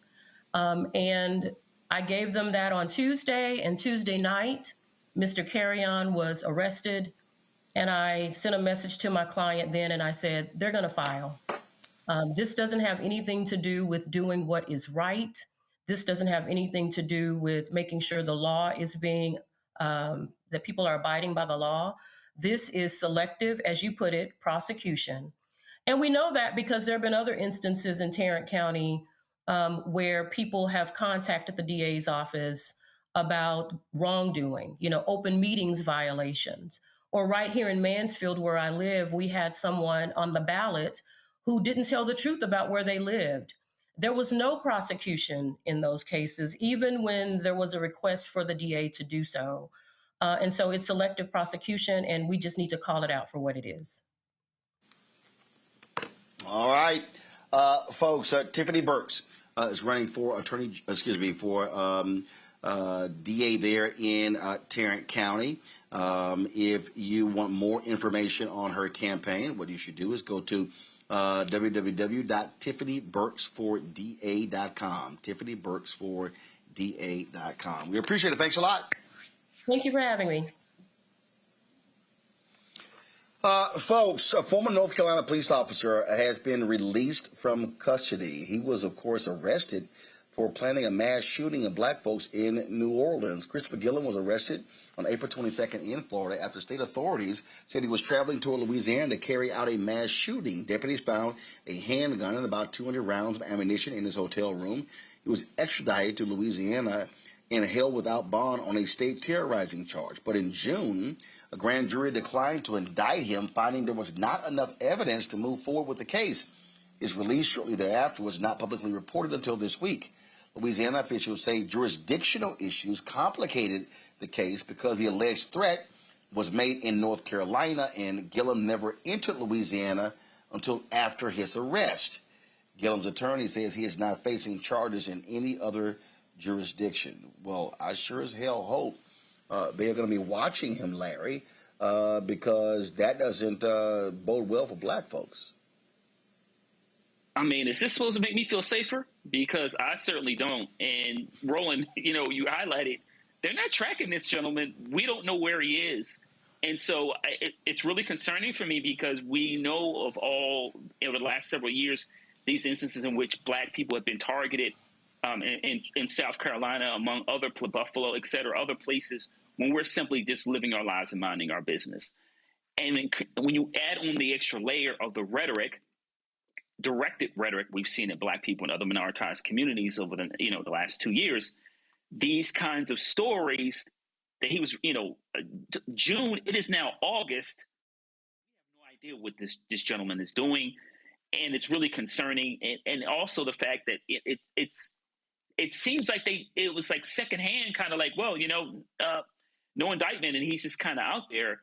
And it'll be interesting if this gentleman was targeting the group with the conversation had been a lot different, and the efforts maybe in North Carolina or somewhere else in terms of holding this gentleman accountable would have been a lot different. But I think we know the answer to that question already. Wow, Reese, not enough evidence. Well, the evidence that they needed was right in front of them, that this person is a danger to Black people. So let him loose. This is Trump's America. So it doesn't surprise me at all. Greg? Yeah, I agree with Reese. I mean, this is a race soldier. He is, as a race soldier, in an increasingly openly white nationalist federal government and state governments in Louisiana, in North Carolina, and Florida, he is offered protection. They didn't name the event that he was allegedly targeting, but as you say, I mean, the arrest came on the eve of the New Orleans Jazz and Heritage Festival. And so, the idea that, in Louisiana, Liz Morrell, the white nationalist attorney general of Louisiana, her office said that, that his family had taken him to a treatment facility out of the state and that he's not facing any additional criminal charges. North Carolina did say, well, hell, we'd like to know if he's headed back this way. Florida didn't respond to a request for comment about whether he might face additional criminal charges in his jurisdiction. But it's very clear to me that this is how you stop a race soldier. The easiest way to do it that doesn't involve bloodshed of any type or taking the law into your own hand is to check your voter registration and break the back of white nationalist politicians in Louisiana, in North Carolina, and in Florida. And at the federal level, ensure that whoever comes into the Oval Office next puts back in place some Department of Justice officials that will do something other than signal to these race soldiers that we will support you in your efforts to attack Black people. And if that doesn't happen, what does history show us? History shows us that people will take the law in their own hands.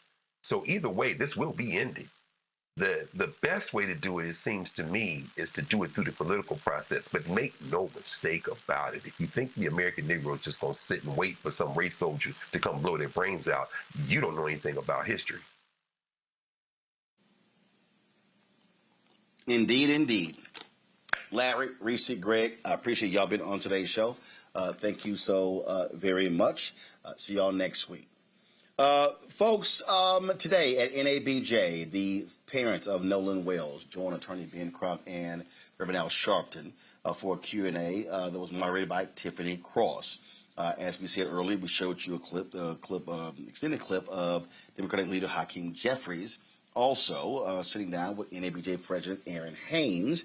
Then, of course, also there was the news conference, and Congresswoman Lucy McBath spoke. So what we're going to do is we're going to show you the almost 40-minute discussion with the Wells family, then McBath's comments, and then we're going to show you the full of Congressman Hakeem Jeffries. And so we're going to play that. I've got some National Association of Black Journalists board duties I have to attend to. And so that's going to fill out the rest of our show. I'll see y'all tomorrow on Roland Martin Unfiltered on the Black Star Network. Let's roll it. Now.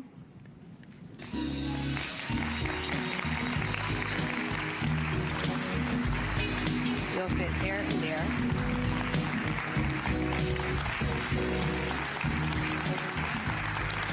And they are joined by civil rights attorney Ben Crump and Reverend Al Sharpton.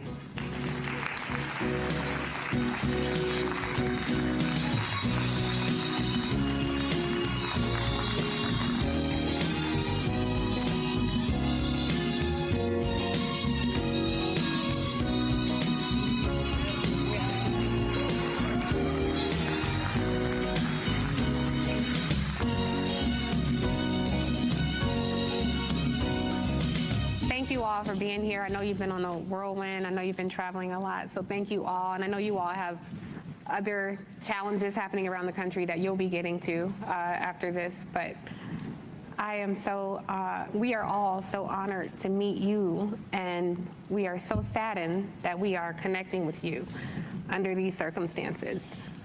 You know, I want to tell you, they asked me to call them Christine and Elmore. I want to say Mr. and Mrs. Wansley, but Christine and Elmore. I want to tell you in the audience in this room, but also watching at home, are thousands of Black journalists. But in addition to being Black journalists, these are mothers and fathers, siblings, cousins, aunts, and uncles of Black children. And we see your humanity. And we're going to center that in this conversation. There you go. Here. I told Christine if we cry on this stage, it's okay, because we're among family. Amen. So you take your time. Christine, I'm going to start with you. On Friday, July 3rd, Nolan made you dinner. And so as you're telling us about the last time you saw your baby boy, I want you to talk to us about who Nolan was and tell us about that day. So Nolan is and was an incredible, just incredible soul. He was the person who, no matter where you were in life or what was going on, he was going to be your biggest cheerleader. And I can attest to that because after COVID, my sister was like, oh, you should do social media. And I'm like, I don't want to do social media. I like to just watch others. And then Nolan was like, no, Mom, you should do it. I'll help you with the videos. I got you. And, just anytime I was like, oh, I just really don't want to do this anymore, Nolan was like, no, Mama, you haven't posted today. And I'm like, I don't want to post. I'm tired. Yeah. But, that's the kind of person he was. He was God-fearing, God-loving. That boy had faith beyond measure. He was just a bright light. And he was our bright light. As far as that day goes, went to work, and he was making salmon. So he was FaceTiming me as I'm trying to see patients kind of in between, of course, not answering the phone in the room. And he's like, hey, Mama, how does this look? Is this enough season? Like, what am I supposed to do with this? And I was like, okay. I was like, you don't have to do that. And he's like, no, I'm going to take care of it. I was like, okay, sure. And so he finishes cooking, get home. He's like, yeah, what you know about this? And he was, guys, when I tell you, he loved to joke. Like, he was just one of those people. He wanted everyone around him to smile, be happy, feel comfortable and accepted. And that is the kind of person God made him. Us as parents, we definitely had that influence, but Nolan was just naturally a peacemaker. Yeah. And so yeah, after that it was, ate, and then he got ready to go. He did his normal, hugged us up. I love you, Mom. I was like, be safe, knowing this was going to be his last weekend before going back to school because football was starting, the summer training was starting. And this was his second year at Southwest. And so we knew this was going to be a big year for him. Dad and him had been training and doing all these things and really just kind of sitting with him and letting him know, like, hey, we're going to the next stage in your life as well as, your football career. So the focus was there, and he was ready. So he leaves that day. He leaves that day with, he drives his car, and he told us kind of a general, like, hey, we're going to go to the island. Like, we knew that. I'm staying at Jack's house. And Jax was a friend I think we've met in passing before. And that's the thing, you know, I always say there's a difference in meeting someone, knowing of someone, and then knowing someone. Knowing implies that we've sat down, we've had discussions about your hopes, your dreams, you know, knowing you, okay, hey, he stayed the night at my house, which Wyatt, one of his friends, he had stayed at our house a couple of times. And then Jax, again, that was one I just maybe saw in passing a few times. There was only a handful of young men that we actually knew, like he grew up with. And when I say grew up, I'm saying from like first grade, they've known each other all through high school now that they're graduated. And that would be like Jalen and Javon, LeBaron. Those are kids that we knew. So it's just, it's been hard seeing all this kind of play out. Yeah. And, you know, these are people that he considered friends. Yes. Dad, I want to ask you, because it was Warren Hudson, one of the people that he traveled with, who called to alert you all that Nolan was missing. Yes. So we know at 5:44, the boat returns, Nolan is not there. At 11 p.m., he calls to say Nolan is missing. I wonder if either of you, whoever wants to answer, what happened in those few hours that prompted Warren to be concerned? I'm not quite sure what would prompt him to be concerned, but all I can say is what I did that day. So me and my sister, we made an order of pancit, which is a Filipino noodle dish for one of our friends. They were having a big family get together, and we really didn't have anything planned for the 4th. So me and my sister are, you know, cleaning up, and this is about 8. And she's like, hey, you know, Nolan hasn't texted us. Like, and that was the thing. Nolan was really big with communication with us, right? And so I call him, doesn't answer. I end the call. Call back, and this is probably, I think, maybe around 8. Don't quote me on the times, guys. So then I call again later around 8, still no answer. And then I want to say I called one more time, and I think that was at like 10:48. So I'm in the kitchen, my phone rings. Now this is probably like early 11 o'clock, somewhere around there. Phone rings when I make it back to the phone, and I'm like, whose number is this? Because, you know, we get weird phone calls sometimes. They didn't leave a message. Number pops back up. I pick up the phone because it says maybe Warren. And I'm like, Warren? So this is 11:07. That's per my cell phone records. So I answered the phone. He's like, hey, Miss Christine, have you seen or talked to Nolan? I said, no. Why? He should be with you guys. And he said, oh, no, well, you know, when we went to the island, there was a girl named Katie that he met, and he had decided to stay behind. And I said, what? Because we know our child. And Nolan isn't one to be like, oh, well, I'm just going to throw caution to the wind, and I'm going to stay here with this girl that I just met. So I'm on the phone with him. Now I'm in a panic. I'm running into my room.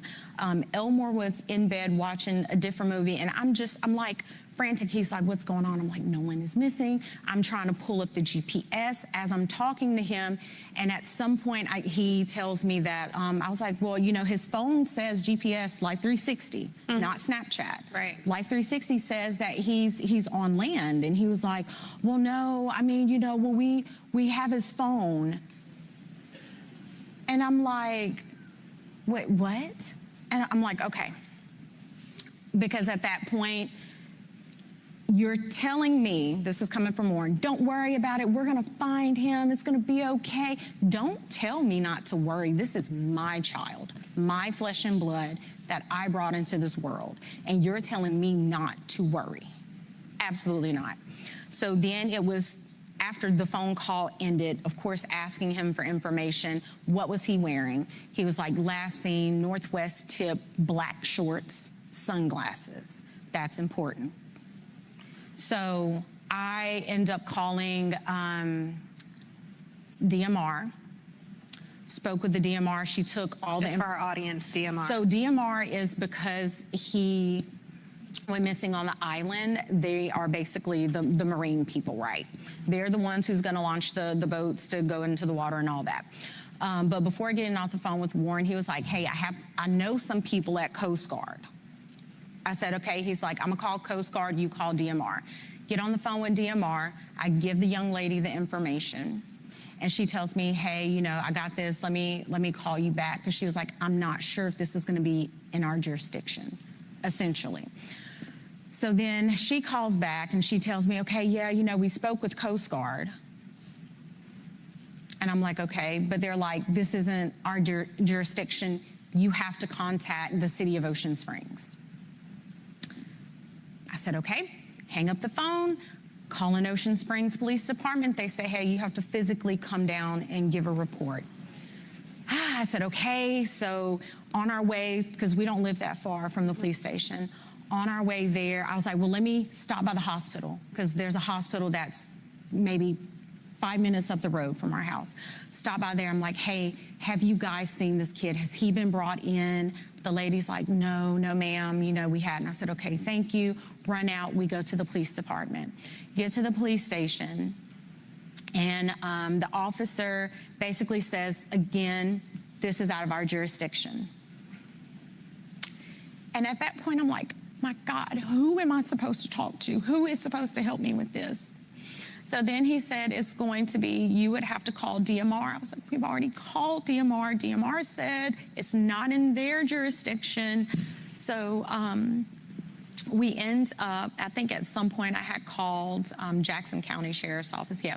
So she calls back and she's like, hey, are you there? I said, yes, we're here, but he's telling us the same thing you guys told us, which is no, we can't take it. She gets on the phone with the police officer. Now this is Jackson County Sheriff's Department speaking with the Ocean Springs Police Department. Ocean Springs Police Department is saying, this is why we can't take this information. She says, okay. He gives me the phone back, and she's like, okay, I'm just gonna take it. I'm just gonna take the information. And that was, we met an officer, it was after midnight. Right. Yeah, it was somewhere after midnight. Met him in the McDonald's parking lot, gave him the information. He was just like, okay, thanks. I was like, like, where is the urgency? Mm-hmm. And so, as far as we know, there were no boats on the water that night. We actually, his high school football coach, Coach Bramlett, texted Elmore that morning. He said, hey man, I got a boat. Because again, we don't have boats. Let me make that very clear. We do not have a boat. We're not boating people. We don't do water like that, okay? So Coach Bramlett's like, hey, I got a boat. So we was like, great, let's go. We're on the water. We go out there. We walk the island. Cell phone works perfectly fine. I actually had almost an entire conversation with my grandmother, who was in a panic, as we're walking this island looking for anything. I just want to pause there. The cell phone worked fine, because in the reporting, there's been so much reporting that there's poor cell phone reception. And this is some of the disputes that we have about that night. Dad, feel free to jump in here, because they're saying he met this young lady, Katie, and that he stayed back. According to the reporting, Katie is saying no. He said he was going to go with his friends. According to the reporting, the friends say, no, he left us his phone because there was no reception.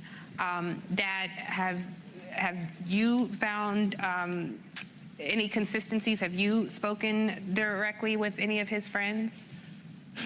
Well, the first inconsistency was you called me and tell me my son stayed on the island to talk to a girl. My son would never do that. That's not in his character. I didn't raise none of my kids to do that. The second thing is, you say he doesn't have his phone. He doesn't leave his phone. I will wake up sometimes in the morning and Nolan will have his phone here right in my face. And I'm waking up cussing and fussing like, boy, you don't get the camera on my face. And he just laughing and giggling and stuff like that. So that's twice. To me, that's two lies that he told me as a father. Like I said, we went on the island. And actually, a classmate of mine called me that morning as we were going out to the island with Nolan's coach. He's like 40 miles away. He calls and, hey man, I got the boat. Me and my boys, we're gonna go out there and help you look. I didn't call him, he called me. and we're going to start on this end. Well, I said, well, we're probably going to start on the other end. So me, my wife, Coach Bramley, and a high school classmate of mine were the only we were the first ones out there looking. Like I said, we docked the boat, got out the boat, walked on the island. She had a whole conversation with her grandmother on the island, got back on the boat, went back around the island. I guess that would be the north side, facing the Gulf of Mexico. I get another phone call. So my phone worked fine. So this whole thing about not having phone service, I don't know. I don't know if it's the carrier or what, but ours worked fine. I think those around maybe 8 o'clock. Yeah, because we finished up around. Who was it? Jackson County or the? Yeah, Jackson County Sheriff. Finally showed up. Yeah. A couple of boats, they finally showed up. By that time, I was like, he's not out here. I was more focused that he was at someone's house. That was the So, that's where my hopes and feelings were. So we left. The county stayed out there. My friend, he stayed out there because he called. He was like, well, we're going to stay out here a little bit longer. I said, okay, I appreciate it. So we leave. Then I would say maybe a couple hours later, my friend calls me back. And he said, well, we're going to give it and go. But he said, look, I can gas the boat back up. And if you want to go back out there, we can go back out there. I said, I don't want to go back out to the island. I have a feeling that he's not there, and I don't want to go back to the island. So he said, he offered, he said, well, if you do, we can go right now. I said, don't worry about it. I appreciate you coming out there. But he said at that time that helicopters were out there, more Coast Guard, more people were out there. So we get back on land, and as far as the keys, what was that night? Or was it? That was that night. That was the night like to call. Okay, let me back up. As far as getting the car back, after we gave our report to Jackson County, the sheriff department that night, we were trying to figure out who to get a report to. We had a friend in the family that located his phone. We wasn't there to get the phone, but apparently there was some kind of friction with getting his phone. Yeah. We don't know what the friction was. So the phone and the key were at the same location, which was Jack's house. Okay. And again, all of these kids share their locations on Snapchat. And so she was like, hey, I can go pick his phone up, not thinking that his car is there, you know. Which she stopped everything she was doing. Her and the boys, they went out. Like, we were all out searching for him that night. And yeah, like Elmore was saying, there was an issue, some type of friction. The cops ended up coming and they left. And so then kind of the same thing when we came to pick up the key, Elmore went up there asking for the key, didn't know where the key was, and all of a sudden we know where the key is. But see, hold on. But see, this is another thing that bothered me too. When we got to the house, you know, it was some of his other friends were there, you know, and they were, you know, beating on the door like, "Where Nolan there? Where Nolan there?" You know, beating on the door trying to get in the house. So I walk up to the door and I'm calming them down, because for one, okay, you're allowed. Two, you're in these people's house. So if you tear these people's house up, that's gonna be a whole nother issue. I don't want y'all bothering it. And three, I need you guys to calm down, and I need them to kind of trust me as being an adult so I can get something out of them. So I get them out the house, and then Jax finally comes down the stairs, I guess in the room. Harold Minister, like he just woke up, whatever. I said, look, I'm Nolan's father. His car's outside. I need to get his car and all his personal effects that may be left over here. And he goes, oh man, Nolan was like my brother. I said, Nolan was like my brother. I said, well, if Nolan was like your brother, would you please go and get everything of his so I can get his car, I can go home. So he walks off. 2 or 3 minutes later, he come back. I don't see the keys.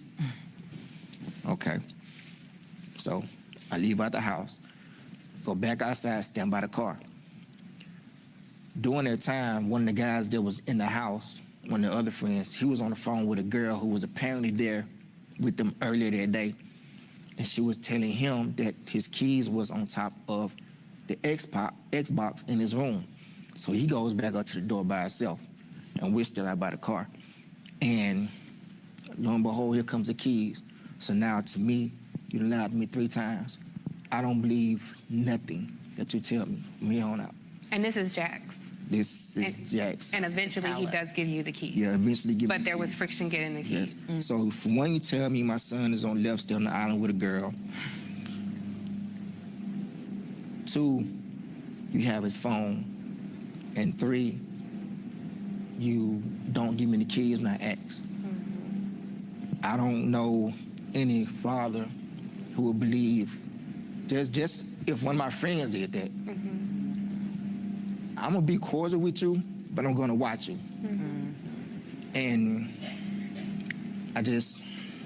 Ben, I wanna ask you, because I'm hearing these 2 parents who essentially had to become search and rescue or law enforcement, looking for their own child with such a lack of urgency on behalf of law enforcement.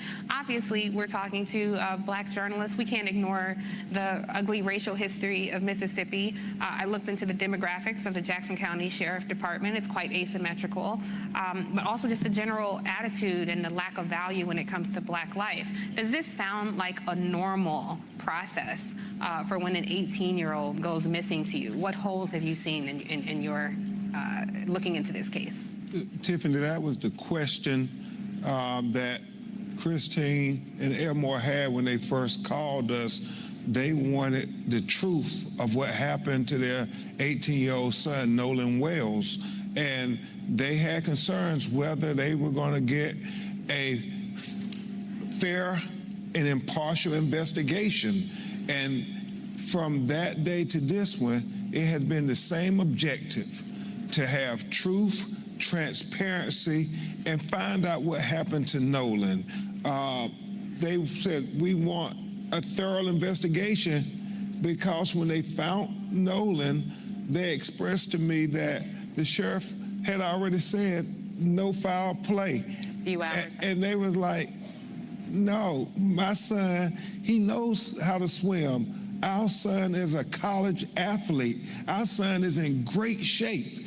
We don't believe that he just drowned and nobody knows nothing. Nobody saw nothing. I mean, there are about 300, 400 people on the island. And so that's what they were saying. We want to know what happened. We want truth. We want transparency. We don't want his death to be swept under the rug. Well, just so to make sure the audience and the people watching at home know, so they did declare very quickly, as you're noting, that he drowned when his body was recovered on July 6th. Mom and Dad and you all know that he is a student athlete, able to swim. On July 4th on Horn Island, it was very crowded. Certainly the suggestion is someone would have seen a child in distress. There is going to be the convening of a grand jury. Now, the DA of this area, Angel Myers McElrath, is a very out loud, proud Republican. If there is a U.S. attorney appointed to this case, it will likely be a Trump appointee. I'm just curious, Ben, from you and Rev, I think we have to be very candid here. What concerns do you have about the racial animus that we are seeing so much of play in this case? Well, you or Rev, whoever.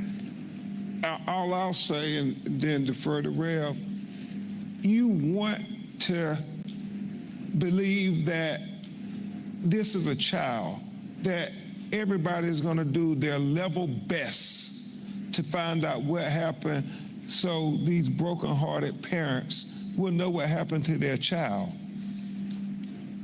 In time, we've seen Christine and the family be attacked just for asking questions. What happened to my child? Trying to say, no, we want to question this part of the investigation, that part of the investigation, because day one you said no foul play, but tell me now, what are you doing to be able to get us to the truth? And that is it causes them sleepless nights. We talk at night. And so trust but verify. We are trying to cooperate everything we can do to say, hey, we want to help, but we want you to give them a thorough investigation. We want you to do for him what you would do for your child. Rev, I'm going to come to you in a sec, but you brought up something, Ben, about attacks. And certainly as journalists, we have a keen eye, and I have noticed that the narrative around this story has shifted to the threats that are going to the young men who was with Nolan. They've hired attorneys who previously represented Donald Trump in cases. They've gone on very MAGA-friendly podcasts. And I just want to make sure that we keep the main thing, the narrative to the victim, to the actual child who died. And I'm curious, Christine, if you can weigh in on what threats have you and your family experienced? So there have been a big smear campaign, just not only professionally, but personally for me. And they attacked your nursing license. Yes, so it started out with 1-star reviews of people saying they saw me. My office verified that these were incorrect.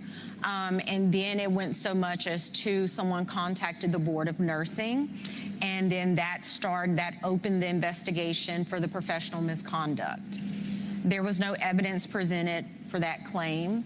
And the investigator I spoke with, he said, you know, we have to do our due diligence. I said, I understand it. I respect it. He was like, I'm sorry it's coming at this time. I was like, no, I get it. Do what you have to do, because I know who I am. I know what kind of care I give to my patients.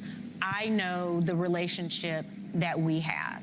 And I'm grateful that my patients, a lot of them, are still trusting and loving in the care that they know they're going to get with me. And so these attacks are not going to, it's not going to break me. I have to find out.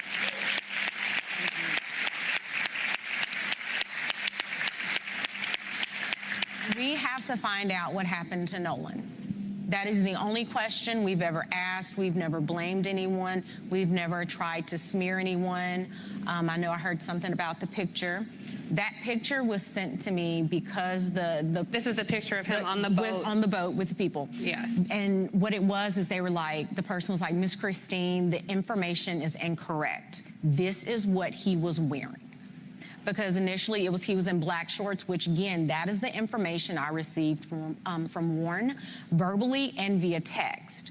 When she sent me that picture, I was like, oh, completely different color. These are like a blue-gray short. So we had to correct that. But I'm grateful. We are grateful to all of you. Thank you for keeping our son's story alive. And thank you so much, Tiffany, for having us. I think that's part of our assignment here, our responsibility. So often in newsrooms, we have to defend and define Black life and defend and define our own humanity. And so it makes a difference. The same way in other newsrooms, when you see someone and you feel like they're familiar, that so happens as they resegregate newsrooms and lay off Black journalists en masse, that goes away. So the people in this room have a keen interest in this story because they see your humanity, and that's what we center in this conversation. Rev, put this in historical context for us, because as I look at Mississippi, I don't have to tell you of all people some of the immediate thoughts that surface for us here. Well, when I got the call from Ben Crump and he had the parents connected, and they told me the story, I'd not heard the story. I heard something about some in Mississippi. But when I heard the details, the thing that jarred me from a civil rights point of view, and I've been working, Ben has come National Action Network for 20-some years with a case, and then from there on and on and on. And if it's not a civil rights position, we don't get involved. When they told me that law enforcement said there is no foul play, that's a prejudgment. And I said, wait a minute, They said, the parents repeated to me on the phone, I said, they said it was, this is 2 days after it happened. And how do you investigate and there's no foul play and you don't even know what happened yet?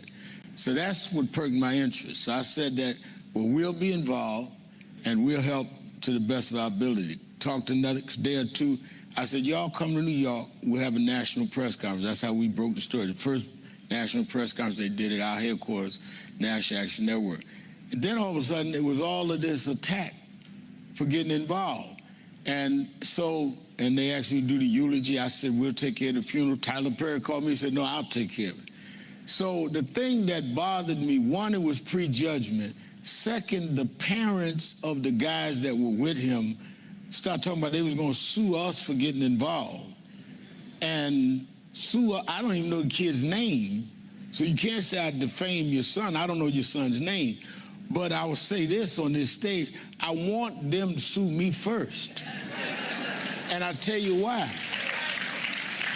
No, I'll tell you why. And National Action Network, you serve the papers, because I want to depose your son. If you sue, the plaintiffs are deposed. So rather than us depend on a Mississippi DA who's already had people saying it was no foul, let's go to civil court, any kind of court you want to go to, because you can't make this make sense. And direct to your point, Tiffany, as I said in the eulogy that I did, I don't know what happened. The parents never said they knew what happened. They never said it was racial. I don't know it was racist, but they don't know it wasn't racist. You don't know what happened. So why are you prejudging it unless something is there you don't want out? Second thing is, you know, and I said this to Elmer and Kristen, I had hurt my knee. I had torn my meniscus. And when I tore it, I told Ben the truth. I did it working out one morning, but I told them I got it because I was on my knees praying too much. But anyway,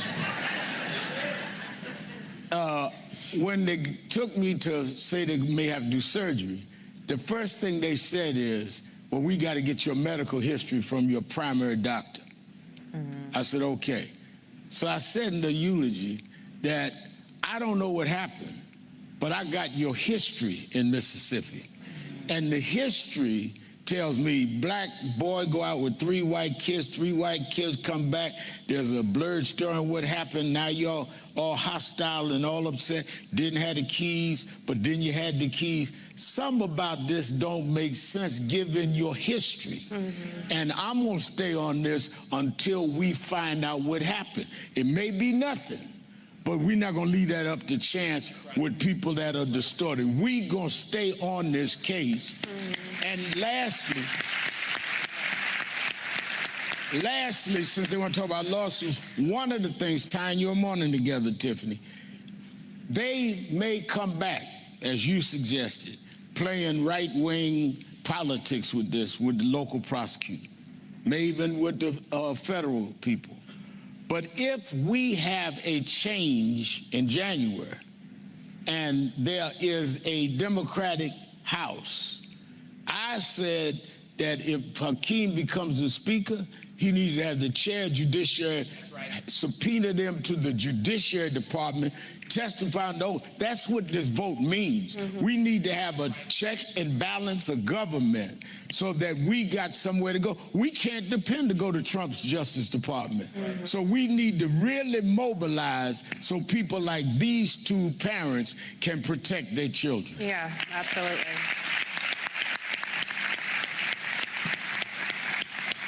I think you laid out such a great example on how the tentacles of white supremacy cast such a dark shadow over almost every aspect of what your parents went through. I know that there's so many more questions that I have, and I'm sure the audience has, as all my broadcasters know, I have an IFB, and they've been telling me to rap for about 10 minutes. No, we wanted. It was my pleasure to go over time, and not only my pleasure, my responsibility to give you all a platform to share your story. I think it's so important important, and I think this is a responsibility that the Black journalists in this room take very seriously and will carry with them back to their newsrooms where they may be the only, or back to their platforms where they are building reach or have a wide reach. So I thank you all for sharing your time and being so open. There will be a press conference. There was an autopsy, a second autopsy that Ben Crump initiated that I believe Colin Kaepernick helped to fund.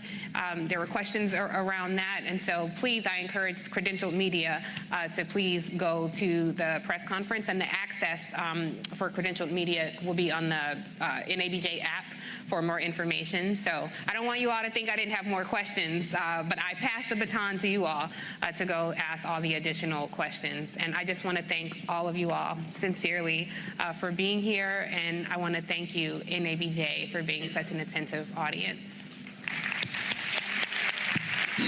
Please welcome back to the stage NABJ President Aaron Haynes. You want to do photos? You were so great. Thank you.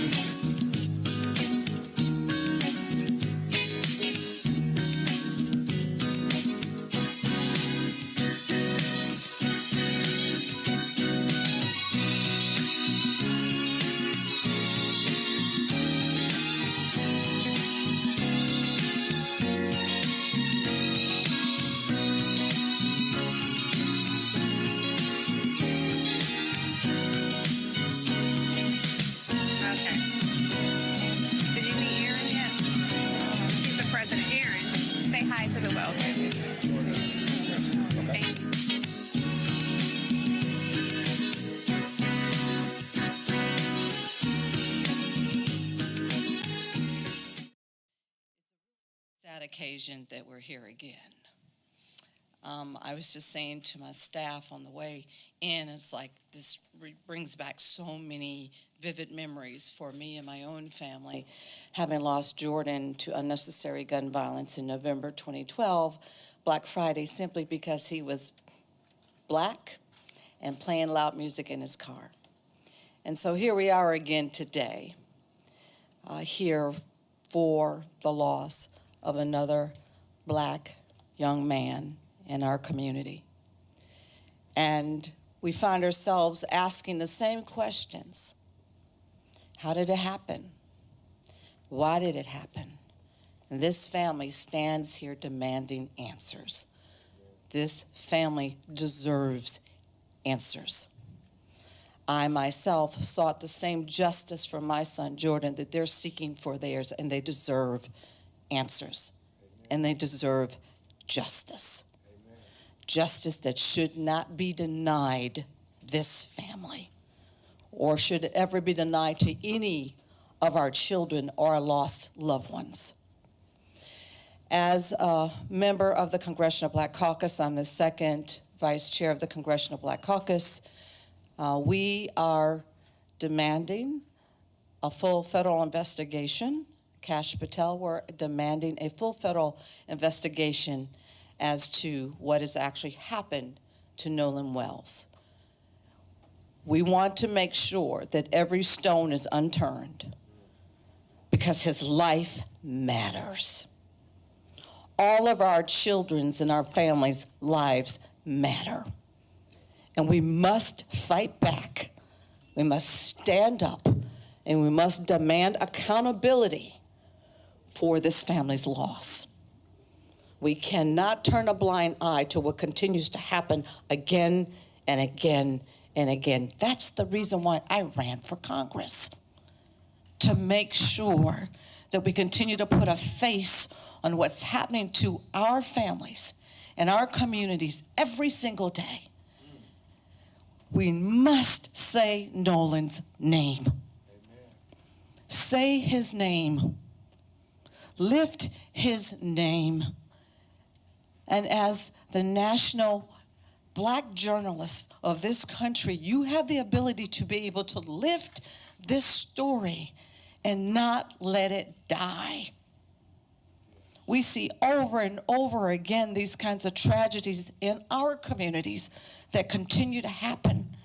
And they make it to CNN. They make it to MSN Now. They make it to our local news for maybe 30 days, if that. And then the stories are gone, and the carnage is left with the families and the communities that have lost someone that they love. So I thank the National Black Journalists. Thank you for lifting this family story. Do not let it die. Continue to say his name. Continue to tell his story, because they deserve justice, and it matters. It mattered for me. It mattered for Trayvon. It mattered for Eric Brown. It matters for all of our loved ones that we have lost.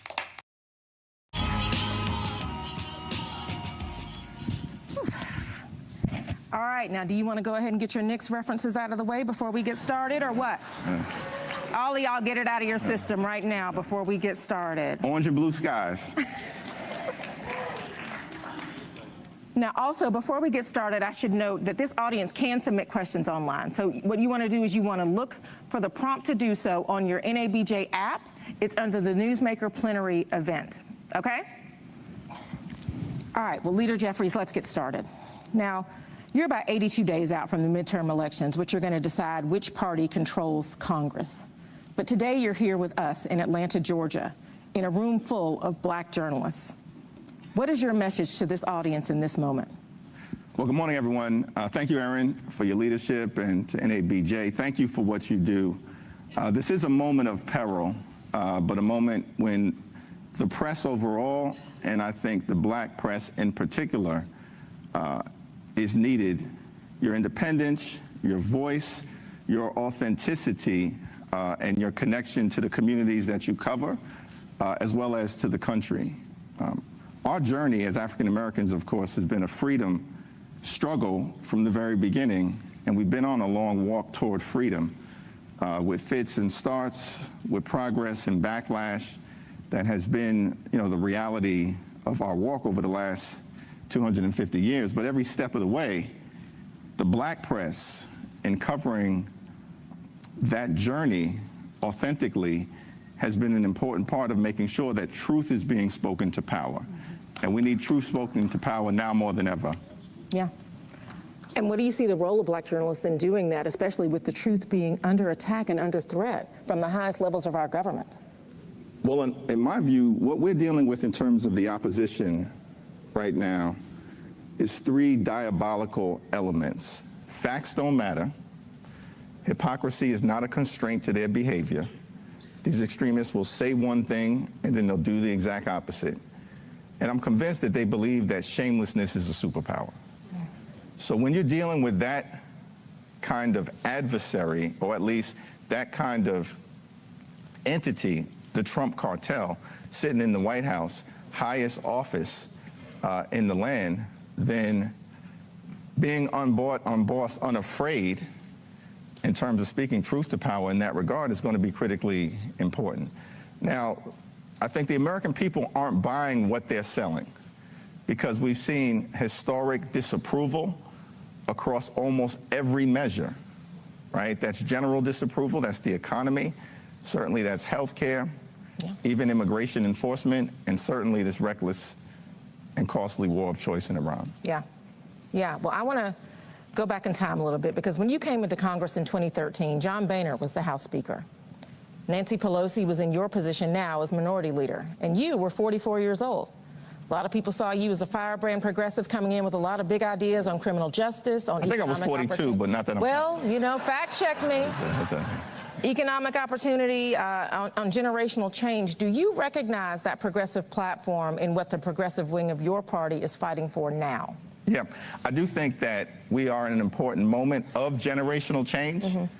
And, I give a lot of credit to Speaker Pelosi, then Majority Whip Clyburn, Majority Leader Hoyer, who in 2022 decided that they were going to voluntarily pass the baton to the next generation of House Democrats across the board in leadership and beyond. So that's a transition that, of course, is necessarily underway. And I've always thought about the House of Representatives. It's a special institution It's the institution that the framers decided to be the closest, wanted to be the closest to the American people, reflect the hopes, the dreams, the aspirations, the fears, the concerns, the anxieties, the life experiences, and the passions of the American people. I think it was Madison who said, the House should be an intimate sympathy at its best with the American people. And so in order for that to happen, I think transition, change, renewal will continue to be an important part of the story. And that energy is being brought to the House in a variety of different ways, including from our progressive members. Yeah, I mean, I think we could see that with these midterm elections in November. You've got the Democratic Socialists of America, DSA, with several candidates who are on the ballot headed into these midterm elections.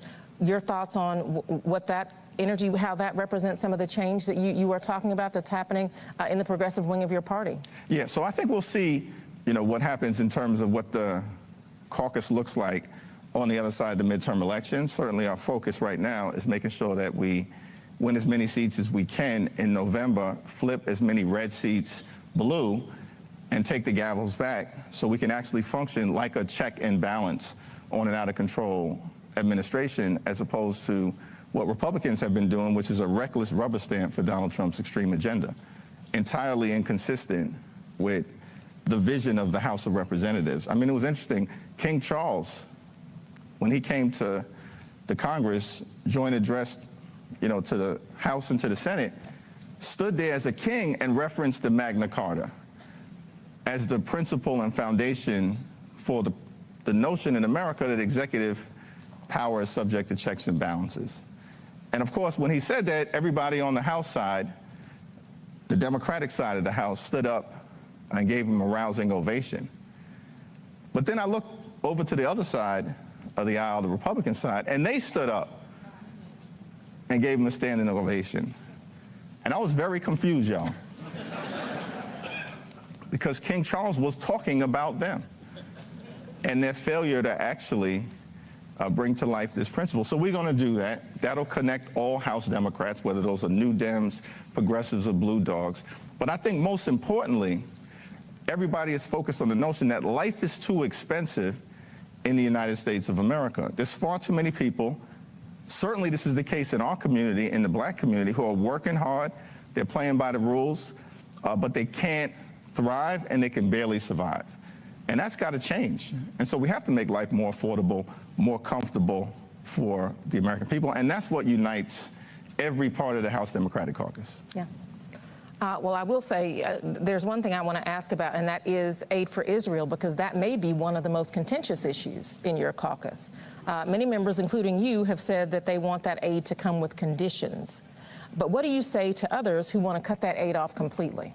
Well, I think that that's certainly a conversation that we're going to have about what's the appropriate way to bring to life, I think, some principles that pretty much everybody within the House Democratic Caucus, and I think America agrees with. The way I would articulate it is like this. One, we believe in a safe and secure Israel, right, or Israel's right to exist as a Jewish and democratic state. We also believe in an independent Palestinian state that for far too long has been denied, and that should be able to provide dignity and self-determination for the Palestinian people. And then the question becomes, how do you bring those two principles to life in a part of the world that has been contested for thousands of years? Yeah. And I think what is clear in terms of what needs to be done is that, one, you've got to reconstruct Gaza. You've got to allow new Palestinian leadership to emerge. Hamas has got to be out. You got to figure out how you can economically invest in Gaza and the West Bank, in ways that allow the Palestinian community to thrive on a pathway toward a independent state. And then you got to figure out, how to make sure that people who have been breaking the law, U.S. law, are held accountable. And certainly that's the case with respect to settler violence in the West Bank that's out of control. Yeah. Well, I want to stay on the DSA for a minute, because they're pushing a lot of these progressive candidates, and many of them are loud about getting big money out of politics. What do you make of that push? What is your thought about that? I think that we have to end Citizens United. And one of the things There's been a series of Supreme Court decisions that have eroded democracy in America. Ending Citizens United was perhaps the first. That came in 2010. Then in 2013, you had the Supreme Court in the Shelby County case decimate Section 5, that was the initial attack on the Voting Rights Act, decimate Section 5 of the Voting Rights Act. Then a few years after that, you had the Supreme Court declare that partisan gerrymandering is all, fair in the political sphere, and that there's nothing to prohibit it in the Constitution. And then you had, I think, the final devastating two decisions, most recently by the Supreme Court, which is one, of course, completely gutting the Voting Rights Act of 1965 in the most recent Calais decision, and then the decision that I think has unleashed this unprecedented corruption on the country is in the Trump v. United States case, where they gave the president basically complete immunity as if he was a king. So you have a series of systematic decisions going over the last 15 plus years that have really decimated sort of our democratic fabric, and we've got to unravel all of it. But Citizens United, I think, was the first, and we support full repeal of Citizens United. You can only bring that about in two different ways, either a constitutional amendment or a change in the Supreme Court. I think we're open to aggressively pursuing both. Got it.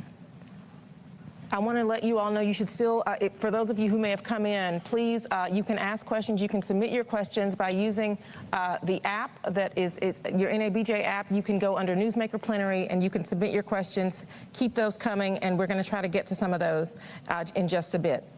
So, Leader Jeffries, even if your party wins back the majority in November, that won't change the White House. President Trump will still be in office. You've talked about your two sides, seeing your two sides. You talked about seeing the Democratic Party coming together on the other side of November, but do you see possibly Democrats and Republicans being able to come together to accomplish anything substantial for the American people, even in this new climate? Yeah, I think we have to try, anchored in the premise that Donald Trump has broken every single promise that he's made to the American people of consequence.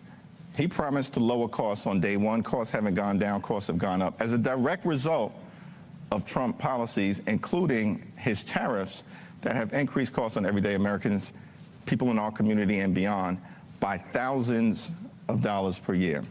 He promised that immigration enforcement was going to target the worst of the worst. But immigration enforcement has basically unleashed ICE brutality on American citizens like Alex Freddie and Renee Nicole Good, in those instances, killing them in cold blood. And certainly, ICE brutality violently targeting law-abiding immigrants all across the country. I was just with several in New Jersey connected to Delaney Hall earlier in this week. He broke that promise. He promised to release the Epstein files, broke that promise. We forced a vote on the issue. About half the files have been released, the other half still being subjected to a cover-up by the Department of Justice. Donald Trump promised, right, to love and cherish Medicaid, then enacted the largest cut to Medicaid in American history, costing about 14 million Americans their health care and devastating hospitals, nursing homes, and community-based health clinics in our communities and in rural America, the heartland of America, and all across America. And then lastly, of course, this guy promised that he was in office not to start endless wars in the Middle East, but to stop them. And then turned around and got us involved in the reckless war of choice in Iran. So he's broken every promise that he's made. Now, down the stretch, we've made clear to the American people, we're fighting for an affordable America. And we've said that looks like three different things: on costs, on care, and then on corruption. On costs, we got to lower the cost of groceries, of gasoline, of housing, because life is far too expensive. On health care, we've said, look, this is the wealthiest country in the history of the world. We've got to make health care affordable for every single American, and that's our commitment. Reverse the damage that's been done and then build something better. And then on corruption, our view has been I don't know that we'll get partnership on corruption, but we'll try to seek some common sense Republicans, the few that are left in Washington, to work with us on costs and on health care. But on corruption, we've said, if you've got people in office who are focused primarily in enriching themselves, their family, their friends, and their donors, then they're not focused on making life more affordable for the American people. And so from beginning on day one, we're going to hold the crooks accountable.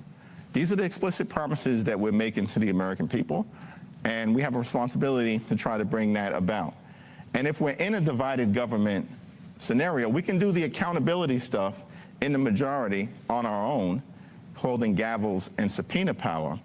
But in terms of actually moving legislation that makes life better for the American people, we'll need a handful of Republicans to join us. Now, we've forced Republicans to join us in the House on a variety of different issues, including extending the Affordable Care Act tax credits for 3 years on our terms, forced that vote, and then won that vote in January. I think in the majority, we'll have the ability to do more. Well, I want to back up to before day one and think about the other side of the November election, because, you know, in 2020, when you were able to regain control, there was an insurrection at the U.S. Capitol. Are you concerned about possible backlash after the November election? Well, I think we're operating under the premise that the Trump administration and that Republicans have adopted voter suppression as an electoral strategy. And they're going to do everything they can to try to rig the election in their favor. We've already seen that through the gerrymandering efforts. And then the Supreme Court aided and abetted the MAGA extremists by unleashing Jim Crow-like tactics in the South.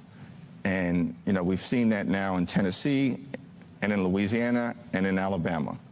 Certainly in Alabama, Shamari figures running hard, and I believe he's going to hold that seat, but making it very difficult for the African-American community to elect a candidate of their choice in all three places. Certainly that's the case in Tennessee and in Louisiana, with Cleo Fields deciding not to seek re-election as a result of what has happened.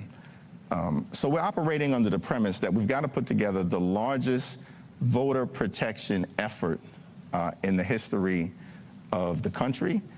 And that's what we've been doing. House Democrats, Senate Democrats, Democratic Governors Association, the Democratic Attorney Generals Association, the Democratic Secretaries of State Association, and then working in concert with civil society, the faith community, civil rights groups, organized labor, as well as civil liberties groups and good government groups. It will be the largest voter protection effort in the history of the country. That's to make sure that the right to vote is fully vindicated. And the press's role in exposing these efforts and the schemes that's coming from the other side is going to be important, so that the American people have full visibility into what the other side is trying to do. They can't defend their record, and so they're going to try to alter the landscape electorally, and we can't let it happen. Well, I mean, is some of that coalition building, some of the concern I hear you voicing, is that because in part you may be worried that the president could declare a national emergency, as he has not ruled out doing ahead of the 2026 election? Yeah, I think we've always viewed this as a three-dimensional battle: legislative battle, litigation battle, and then a battle for the hearts and minds of the American people and communities all across the country. And we got to be able to do all three. And we have been doing all three, and we've got to continue at the highest level of vigilance in that regard. Listen, anything is possible. I was there on January 6th, and on the House floor, and I'll never forget, you know, that day, and it's a day that no American should ever forget. It was a violent insurrection. And I was seated in the leadership section at the time, and I was the number 5 Democrat, the chair of the House Democratic Caucus at the time. And there was a debate that was going on. I think it was to certify the results from Arizona, because we proceed in alphabetical order. And the Sergeant at Arms interrupts the debate and says the mob has breached the Capitol. They're on the 2nd floor. So everybody needs to be prepared to hit the ground. and secure the gas masks that are underneath your seats. Now, I got to be honest, y'all. I was in Congress at that point, a little over 4 terms. I had no idea there were gas masks underneath each and every seat. So I'm thinking to myself, damn, this is a situation right now. And, you know, eventually we were all evacuated. Yeah. And then obviously we saw what unfolded. And this was an intentional effort to halt the peaceful transfer of power, never before seen in American history. And if it's happened before, as Jim Clyburn, the great Jim Clyburn often says, it can happen again. And so we'll be prepared. Yeah. Well, what happens if you don't win? Failure is not an option. And look, if the Knicks just won the championship for the first time in 53 years, the Democratic comeback can take place. I set myself up for that one. So look, you've got progressives saying they want leadership. Democratic voters are saying they want a fighter. How do you feel like you've earned their support? Yeah, well, you know, I've been proud of the effort that's been underway by House Democrats from the very beginning, but it's not been easy. It's been tough because the moment is tough for the American people. And what I think we've talked about as House Democrats is, look, we have to continue to stretch. We're in a more is more environment. And because of the unprecedented extremism being unleashed on the American people, we have to be in a position to do more, and do more differently, and do more creatively. And that's what we've tried to do. It's both, right, stopping the extremism whenever and wherever possible from being unleashed on the American people, and then articulating a forward vision for what we believe needs to be done in this country, fighting for an affordable America, holding the crooks accountable, affordability, accountability, cost, care, corruption. And I think after the 2024 election, there were a lot of people who were understandably, including Democrats, asking the question, has the party forgotten how to win? This happened again. And now we all have to deal with the fallout from him coming back into office. I think what we have shown collectively, and this is because of the American people over the last 18 plus months, is that we've won every meaningful election up and down the ballot across the country, at the local level, at the city level, at the county level, and certainly at the state level. I think there's something like 31 legislative seats that have changed hands over the last 18 months. All 31 of those seats have been won by Democrats. Republicans haven't flipped a single seat. And we've seen, you know, movements emerge and different type of candidates get elected in New York City, in New Jersey, in Virginia, Prop 50 in California, across the board. So I do think that we've turned the corner, but we, of course, have to finish the job. And finishing the job is not the November midterm elections. That's just the beginning of the end. It's not the end. We can cut his presidency legislatively in half by winning the midterm elections, and that's incredibly important. But then we've got to turn this situation around. And by the way, I should just say, this is not all political. We are in a backlash moment, and the people in this room have been on the wrong side of that backlash, as have many in our community across the country. But we're in a backlash moment in America, and you know, we've seen from the very beginning of our journey, whenever progress is made in this country, it often triggers a backlash. And we had the progress of emancipation, the progress of Reconstruction. And then after 13 or 14 years, that progress is short-circuited by a backlash and the rise of Jim Crow, the rise of the KKK, the lynching epidemic, Plessy versus Ferguson. And it takes almost 100 years to unravel that backlash.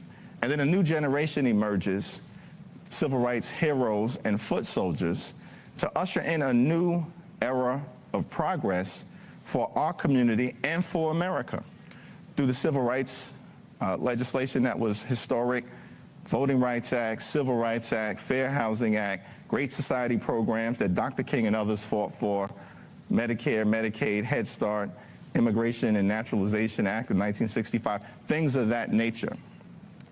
But then that immediately is followed by a backlash with the election of Richard Nixon in 1968, who ran on a platform of capitalizing on the anxiety to all the progress that had just been made. And then in his first term, declares a war on drugs, which is a war on us. And when he declares drug abuse public enemy number one in his first term, in the summer of 1971, there are less than 300,000 people incarcerated in America. Today, about 2.2 million, disproportionately Black, Latino, or low income of every race. Progress followed by backlash. And then you have what I believe was a third moment of progress in this country, and that's the election of Barack Obama. Historic election, incredible thing for us to go from the outhouse to the White House. And of course it represented significant progress, and some incredible things, including the Affordable Care Act, were accomplished. And our children being able to look at a President Obama, a First Lady Michelle Obama, their eloquence, their brilliance, their class, their character. Of course, Sasha, Malia, and Grandma all being up in the White House as well. What an incredible thing, that progress. But you remember, many were asking the question at the time, does this mean that America has now entered into a post-racial phase? That's the question, Roland remembers, that was being asked at the time. Those of us who have studied history know that though it was meaningful progress, it also meant that it was about to trigger a ferocious backlash. And that's exactly the moment that we're in right now. And we've got to show up with character and courage and conviction to get through it. Yeah. Well, I want to get to a couple of questions from the audience, if we can. You talked about the Voting Rights Act. We've got a question asking, why didn't Congress pass the John Lewis Voting Rights Act between 2021 and 2023 when it was introduced and Democrats held majority in all three branches? And if you all are victorious in November, should you be the next speaker, would this be one of your first priorities? Yeah, absolutely. I've said that publicly on the campaign trail, on the floor of the House, and all across America. And just a nuance to that question, the House did pass the John Robert Lewis Voting Rights Advancement Act under the leadership of Terry Sewell and the CBC, not once, but twice. We sent it over to the Senate, not once, but twice, including when we had the trifecta and Joe Biden was president. And unfortunately, you had though we had 51 Democrats, there were 2 Democrats at the time. I guess they maybe have been independents caucusing with the Democrats, who chose not to create an exception to the filibuster in order to allow voting rights to be fully brought to life in the United States of America. And that was a mistake. And what we've seen from the other side is that when they have power, they use it. And so I think one of the lessons has to be, when we have the ability to move forward and get meaningful things done, we've got to use it. And President Obama, by the way, here in Atlanta in 2020, during John Lewis's funeral, pointed out, President Obama, that the filibuster is a relic of the past and needs to be reformed. Yeah. And we certainly support filibuster reform. Well, talking about reform, we have another question. It's about the Supreme Court. You mentioned 2 ways that the Supreme Court could be overhauled. Could you expand on that, and are Democrats prepared to take action on that now? In my view, dramatic Supreme Court reform is necessary. And, you know, I'm going to leave it to the Democrats on the Judiciary Committee led by Jamie Raskin, who will be the next chair. The American people give us the ability to govern on their behalf in the majority. And there's a variety of different options that are on the table, and I think that we can't foreclose any single one of them. The Supreme Court, the conservative right-wing majority on the Supreme Court has become, you know, basically a subsidiary of the MAGA Republican Party. That's what that decision in Calais said to me. And then they turned around when a court in Alabama, right, a 3-judge panel in Alabama, found that the new map that Alabama Republicans wanted to put in place that would gut the second black opportunity to elect district, the district that Shamari Figures now holds. That 3-judge panel said that it was an attack, a racially motivated attack on black voters in Alabama. One of those judges, I believe, was appointed by Ronald Reagan, and the other 2 were appointed by Donald Trump. If a 3-judge federal panel appointed by Republican judges, 2 of whom were appointed by the current president, could conclude that that was a racially motivated map attacking black voters, and then the Supreme Court steps in and overturns that decision, it tells me that they don't have the credibility for us to move forward acting like everything is okay and the status quo is acceptable. It's not, and we're going to push for dramatic reform of the Supreme Court. Well, Leader Jeffries, thank you again for coming here, being with us, answering some of the questions from the black journalists in the room, and talking here with me. Thank you, Erin. You got it.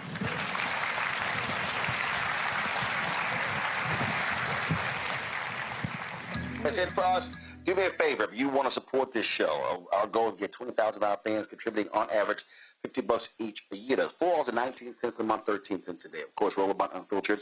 We're going to be 8 years old in less than a month on September 4th. We've already crossed 50,000 donors. 50,000 donors since we launched this show.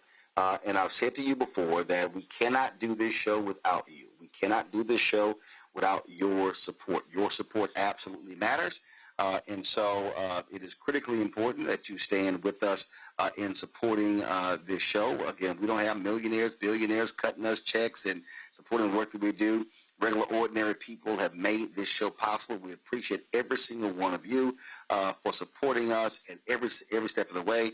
Our goal is to give you the kind of information you're not going to get on other platforms all across this country. And so we center African Americans. We know exactly who we serve and why we serve them. So your support is critical. And so please support us in what we do. Checks and money, first of all, if you want to give us via Cash App, you subscribe to QR code. You see it right here on the screen. It's also for credit cards. If you're listening, go to blackstarnetwork.com in order to give. Checks and money order, make it payable to Roland Martin Unfiltered. P.O. Box 57196, Washington, D.C., 20037-0196. PayPal, R. Martin Unfiltered. Venmo, RM Unfiltered. Zelle, Roland at RolandSMartin.com. Roland at RolandMartinUnfiltered.com. Hey, y'all, on that Karen who was at the pool, we're going to, I want to double check a couple of facts, and so that's why I'm not going to run today. I'm going to run tomorrow, so just let y'all know. Again, support us. Download the Black Star Network app, Apple phone, Android phone, Apple TV, Android TV, Roku, Amazon Fire TV, Samsung Smart TVs. Get our Roland Martin Unfiltered swag, including our new T-shirt featuring Robert Patillo, the Flamethrower. Y'all need to actually update this graphic and include our America 250 shirts and our new Robert shirt. Also, get our shirt, popular shirt. A lot of people, y'all, were commenting to me over the weekend when I was traveling from LA to Atlanta. I was wearing my shirt, Don't Blame Me, I voted for the black woman. People love seeing that shirt, so be sure to get yours as well.